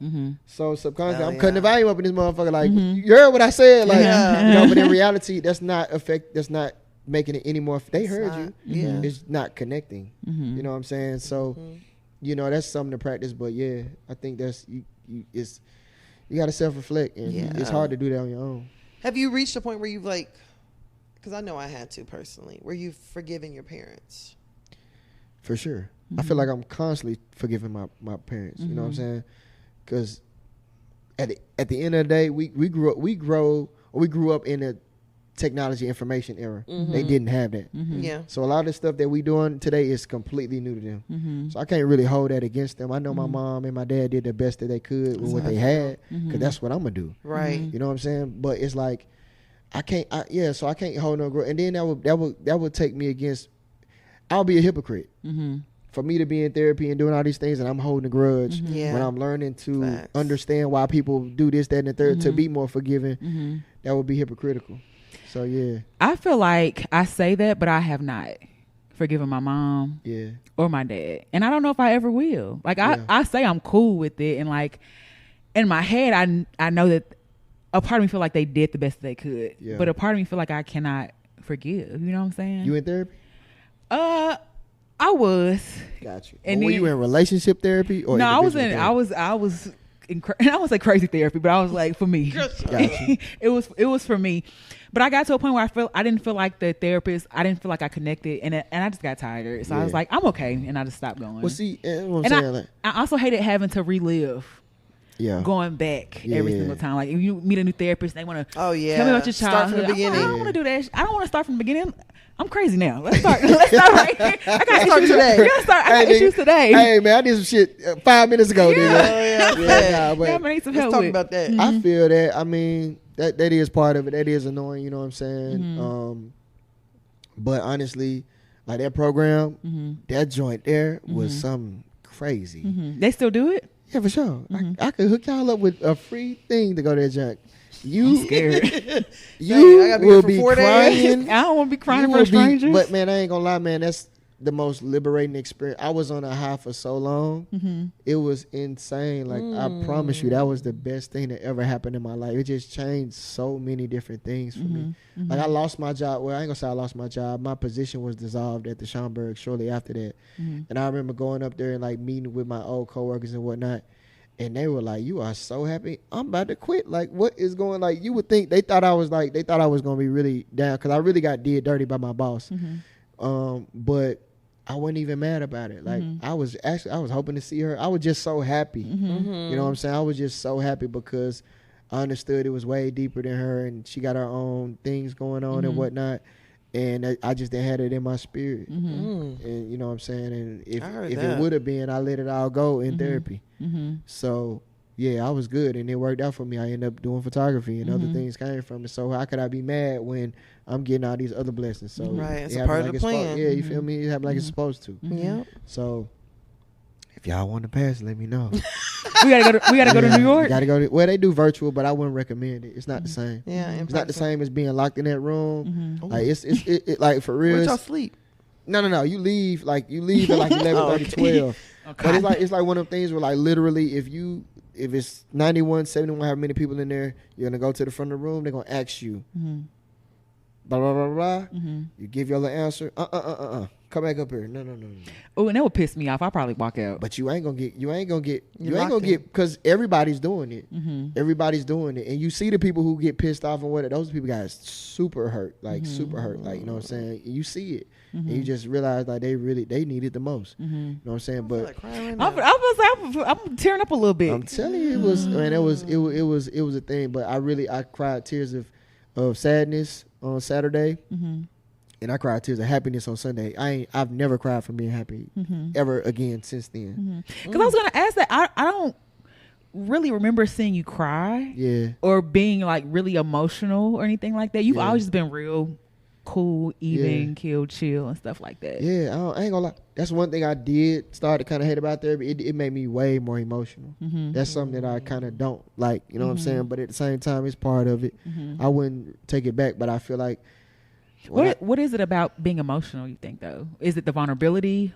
People take advantage and they look at it like weakness. You know what I'm saying? When it's like, I'd rather me be emotional today than me put my hands on you. You know, to niggas, not the women. you know, like I'm dealing with it. I'm dealing with it in a different way. And I think like a lot of times we look at that as like weakness. Like the J. Cole thing, the apology thing, like niggas is really like bashing him about it. But in reality, as toxic as hip hop is and all the shit, like you need balance. You need nigga to be like, you know what, I'm put my sword down. I love you, my brother, blah blah blah, whatever he's saying. Right. You know what I'm saying? And we won't have that. Niggas want, like you said, y'all want us to kill each other. And so I feel like a lot of times when you turn the other cheek, it's looked at as weakness. But in other cultures, it's looked at as like discipline. You know what I'm saying? Yeah, like karate and shit. Like they know it can whoop your ass. Right, but they won't. Yeah, like I'm gonna let you slide on this one. And I feel like we that can be exploited. People take advantage of that. Ooh. Because I don't like being emotional either. Yeah. I don't want to cry in front of nobody I mean, it got to be somebody that's safe. You know, Right. I ain't crying in front of any motherfucking body. But at the same time, if I need to cry, I don't give a fuck who there. If I really need to cry, I'm not finna. It's about living authentically. Yeah, I'm not finna hold back how I really feel if that's how I really feel. Yeah. So I know growing up, that was like the one thing that everybody would say. They'd be like, "Oh, Tana about to cry again," or "Oh, here go Tana, she's all upset." And I used to just be like, "Why are y'all weaponizing the fact that I have feelings?" right. Or like, why is it the fact that I have feelings is that a problem? And you have to make it seem like it's a bad thing that I'm feeling anything, or. You know, and then I grew up and all my sisters are like, Tina, I just want to. I said, oh, okay. Now you want to cry? Oh, now everybody want to. Now everybody want to get emotional. Let's get emotional in this moment. Right. Let's go ahead. You know, but I think, especially in the Black community, I think that we're not given the space, especially for men. Yeah, 100%. Really not given the space to like show that side of you, or you know, like. Little boys cry and you're like, oh, stop crying, you a boy. Yeah. And it's Right. Now you a man. 6-year-old, you a man. Yeah. 6-year-old, you a strong man. It's like he scraped his knee. You know, like He broke his femur. right. But not be crying over there. I don't know, man. It's crazy, but I'm grateful for it. For real. better Man, late than never. Always. Yeah, always for sure. Feel that. Dang, I'm getting emotional. I know. We just wish. I might have a good cry after y'all leave. Man, cut some sexy red on, man. Nah, don't we gonna twerk. work. Yeah, right. Not around me. Yeah. So I mean, you took amazing pictures of us. Y'all gonna see them soon. I don't know if we're Yeah. gonna post any on Hear You, but we are gonna post them on the Patreon. So if you're not in the Patreon and you want to see the pictures first, it's $5 a month, y'all. Get in the Patreon so you can see the pictures first and help us decide which pictures we should release and put on stuff like that. But you took some amazing. Yeah. I loved our Thank you. pictures. It was a good experience. It too. was a good because Tana was like, she don't not like her thing is she don't know how to pose. Or Yeah. she feel like she don't know how to pose. I don't. And stuff like you do. You can anyway. But you helped direct direct Anyway. us and stuff like that and like found good lighting and stuff like that. I was really just Yeah, we're gonna run it back. definitely. I'm with it, man. Y'all let me know when y'all I want mean, to. I feel like Dennis is our videographer. I feel like you're unofficially our photographer. I mean, if you don't mind. I mean, hey, I'm around. I got a camera. I got a camera. You know. I take pictures of whatever. You know, from time to time. So yeah, I think I'm honestly that's why I love to hear. You know what I'm saying? And I think that I enjoy capturing people and creating moments where to me it's almost like therapy too. I want to make y'all feel comfortable. Yeah. You know what I'm saying? And I think that shit as black women is definitely important to make y'all feel comfortable. You know what I'm saying? Do you feel like that's like your duty To what? as a black man to make black women feel comfortable? Yeah, in some regard. I feel like, that I can't control someone else's comfortability, but I feel like I can do my part to not be creepy and weird and shit. Right. Not add to the problem. You feel me? You know what I'm saying? Because that's one of the things with photographer. Like you're one of yeah, the it on a is stigma. profession. Yeah. DJs, Yeah, I photographers, know, right? yeah. What fitness Stop. trainer? Yeah. warehouse workers, Right. Damn, Promoter. everybody, right. truck driver. Right. Yeah. Yeah, it get tricky, but I just look at it like I don't like the shit where I eat either. You know what I'm saying? So I don't even move like that. That's young dude shit to me. You know what I'm saying? I'm way past that. Yeah. Been there, Yeah. done that. Yeah, for And sure. you ain't trying to mess up your money either. Yeah. That's the whole point. Yeah. I'm not finna mess up my bag playing around because Yeah. you want to play around. Right. I'm not finna do that. Hell no. You don't need no Yeah. free pictures that bad. You feel me? I was like, he didn't even go do it free no way. Yeah, exactly. So shit. That ain't happening. So yeah. So what's a goal for you? Where do you see yourself in the next 5 years? I mean, hopefully married or close to it, somewhere traveling. Is that a goal for you? Yeah, 100%. Yeah. Because you don't really, I mean, we are told to get married and have kids, but has that always been a goal for you to get married? Nah. I think like therapy made me, honestly, I ain't gonna lie. I did not think I was gonna live to be 22. Really? Yeah, for sure. And you don't realize how young that is until you.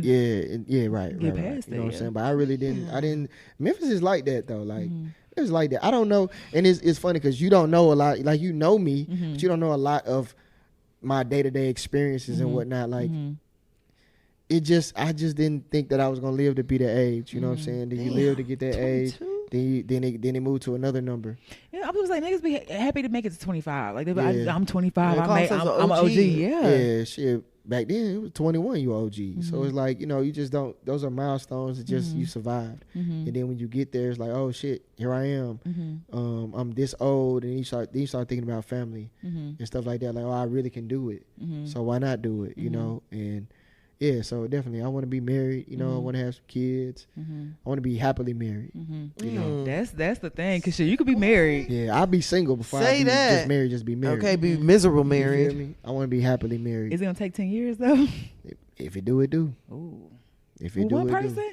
Huh? With one person? What you mean? Like dating for 10 years? Oh hell no! Oh. Nah, I ain't doing that. Okay. Nah, I'm about to say, we damn, ain't you doing hard that. on the Okay. bitch. Right, nah, we ain't doing that. If I'm rocking with you like that, we've been married. We gonna be married for about hopefully 7 years or 6 years out of that time. I don't know. You know what I'm saying? I'm older now, but nah, I ain't dating nobody no damn 10 years. Okay. That's good to know. Hell no. Because niggas be out here wasting time. Yeah, nah, I ain't doing facts. that. Left and right. Yeah, no, that's Right and all left. good. Yeah. Yeah. So yeah, kids, marriage, all that. Yeah, for sure. Okay. Well, before, do you have any other questions? Because before we end, we do have a hear you, and then we're going to get the hell up out of here. Okay. Our hear you is a question that someone sends in to us. And that's really, let me go find it real quick. Because hold on, Jack. I'm trying to see which one. Okay. This is kind of petty, but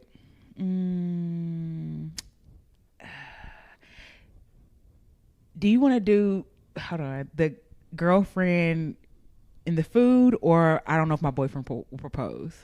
Oh, so what's the first one? Girlfriend mad upset with ordering food. Ordering food. Okay. Or you like I'll let you pick. Okay, and then what was the other one? The other one was I don't think my boyfriend will ever propose. That's funny. I feel like we just touched on that, so let's go to the food. Okay. This week, I don't know if they didn't go propose. You know. This week I had a minor examination at a hospital that required me not to eat for 24 hours prior to the test. My appointment was also delayed by 4 hours, so by the time it was done and by the time I got home, it was over 32 to 34 hours since I had eaten anything. Damn. Because of this, I was very hungry and tired, so I decided... Man, slap that sandwich out of her. Fat bitch. Okay. So I decided to order some food. I asked my girlfriend if she wanted anything, but she said no. My girlfriend said she'd rather cook than order out, but I said I prefer a takeaway so that we could just have separate meals. She said she'd rather we both just cooked, but I again refused and told her I'm ordering myself food. I ordered the food and she decided not to cook and just said she didn't want anything. Once my food came, I was sat eating and she came over and asked if she could have some. I asked if she was serious. I pointed out I had asked her multiple times if she wanted anything, and she waited for me to sit and enjoy my food to try and take it. I mentioned I ordered exactly what I was because of how hungry I was, but she just said she was hungry too since she hadn't eaten. I mentioned that the only reason she hadn't eaten was because I didn't want to cook for her, and that didn't mean she can't come take my food instead. I said if she wants something to eat, she can either order herself something or cook, but I'm not sharing what I ordered. She said I was being selfish and that I had enough to share, so I would be fine with sharing with her. She said she's not asking for much and that I'm being unfair, but I don't see how I am since I offered to order her something multiple times. How would you handle this? Is it for me to answer? That's for you, Peetey. I feel like I see both sides, if I'm being honest with you. You know what I'm saying? I do feel like I told you 11 times. I'm finna order me some food. And you can go cook if you want to as well. Or you can get some food. You feel me? Either one. I gave you multiple options. So I feel like maybe the other person codependent on them. Like, if I ain't gonna eat unless you cook for me type shit. You know what I'm saying? But then at the same time, it's like, I just want to fry. Are we gonna blow this up and really make this a thing? Like, if you have a lot of food, you can't just give me some food, you know. But you know, I think it just depends on how far you want to stand on whatever the argument is. Like, if that shit is really important to you, or I feel like if it's a constant thing where this person is doing it, then there's some deeper shit going on where they could be codependent. But if it's on some, like, you know, 9 times out of 10, you know, they would have cooked or they would have ordered their own shit, but they just didn't this time, man. Give them a fucking wing. You know what I'm saying? She sounds like she want more than a wing. Yeah, she do. Give her more. Half. Give her more though, but give her more. I think that's the shit you do when you love somebody. You like, all right, you know, you should order some food, but I'm not gonna let you starve though. You know what I'm saying? So I think it just depends on how bad you want to keep your relationship. But then I think after you eat, I'm like, hey, I ain't gonna lie, I really did want my food though. So next time, either you gonna cook for us tomorrow, something. You owe me. I ain't gonna, I ain't gonna let you starve. You know what I'm saying? But man, that shit petty. To me, it's petty. But at the same time, if your partner codependent, that could be a deeper thing. Where shit, is that the person you want to deal with? A child that you gotta, if you ain't gonna eat, I could, like, if I don't cook, you ain't gonna eat. You feel me? I can't stand that. You know what I'm saying? We grown. You know what I'm saying? So if you can't hold your own, then starve. Yeah, then nah. So yeah. What'd you do? Would you give them some? I would share, but I'm gonna let you know that I'm not happy about it. Are you not happy sharing? Yeah, I'm just gonna be like, damn, smacking out loud. I'm like, man, you saw me order. I asked you. Like, bro. And what would really piss me off is, damn, why you gonna wait until my food get here? I'm gonna be honest, I'm not sharing. and I'm not an only child, but I was raised as the only child. Yeah. But I'm not sharing because I asked you. Yeah. So you gonna eat? So in your case, in your scenario, you expect to eat all the food and it to be peace after. Yes, because it was peaceful when I asked you. But wait. But let's be realistic. you can't expect peace, even though you like it. Like you can feel justified, but you know they're gonna be still hungry and mad. I can't expect peace, but I'm gonna be peaceful and full. I'm be peaceful because I'm full. Yeah, and I'm going to sleep. If I would have eat that food, I've been angry. I would have been really pissed off.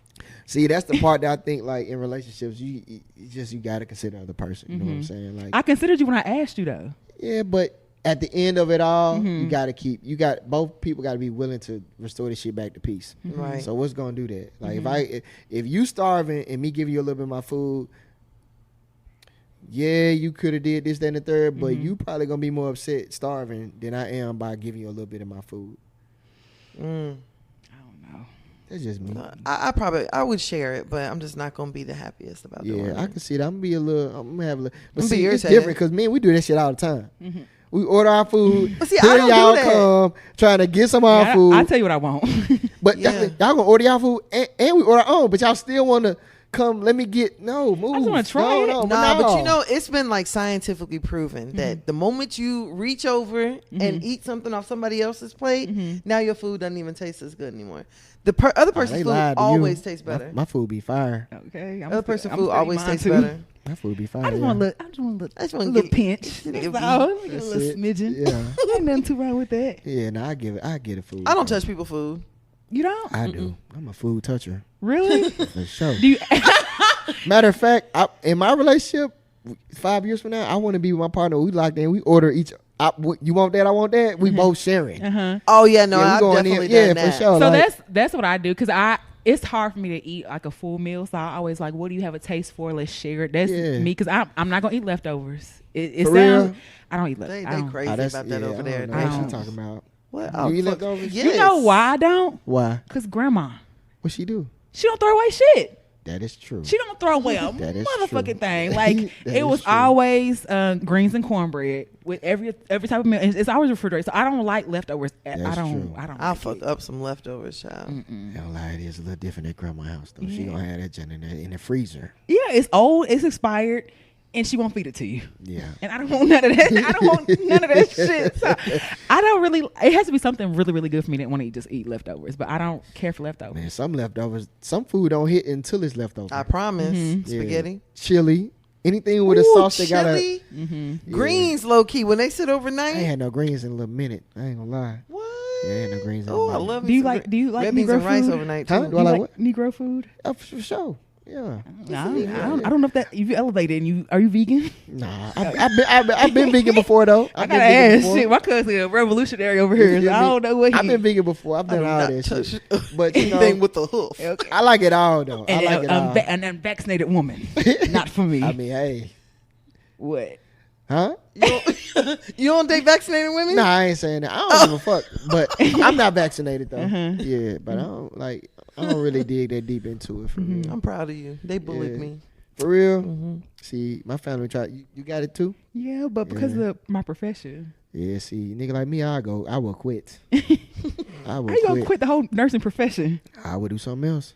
Okay. I stand on that. Like, see, that's part of that revolutionary stuff, though. But sometimes you got to go against the grain. You know what I'm saying? And I did. Everybody was on some. I was in New York.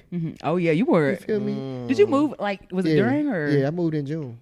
Yeah, but it was like I came from the scariest grounds of the shit. And came Yeah, out that was here. ground zero. Yeah, then all my family, like, my mama had my cousins calling me.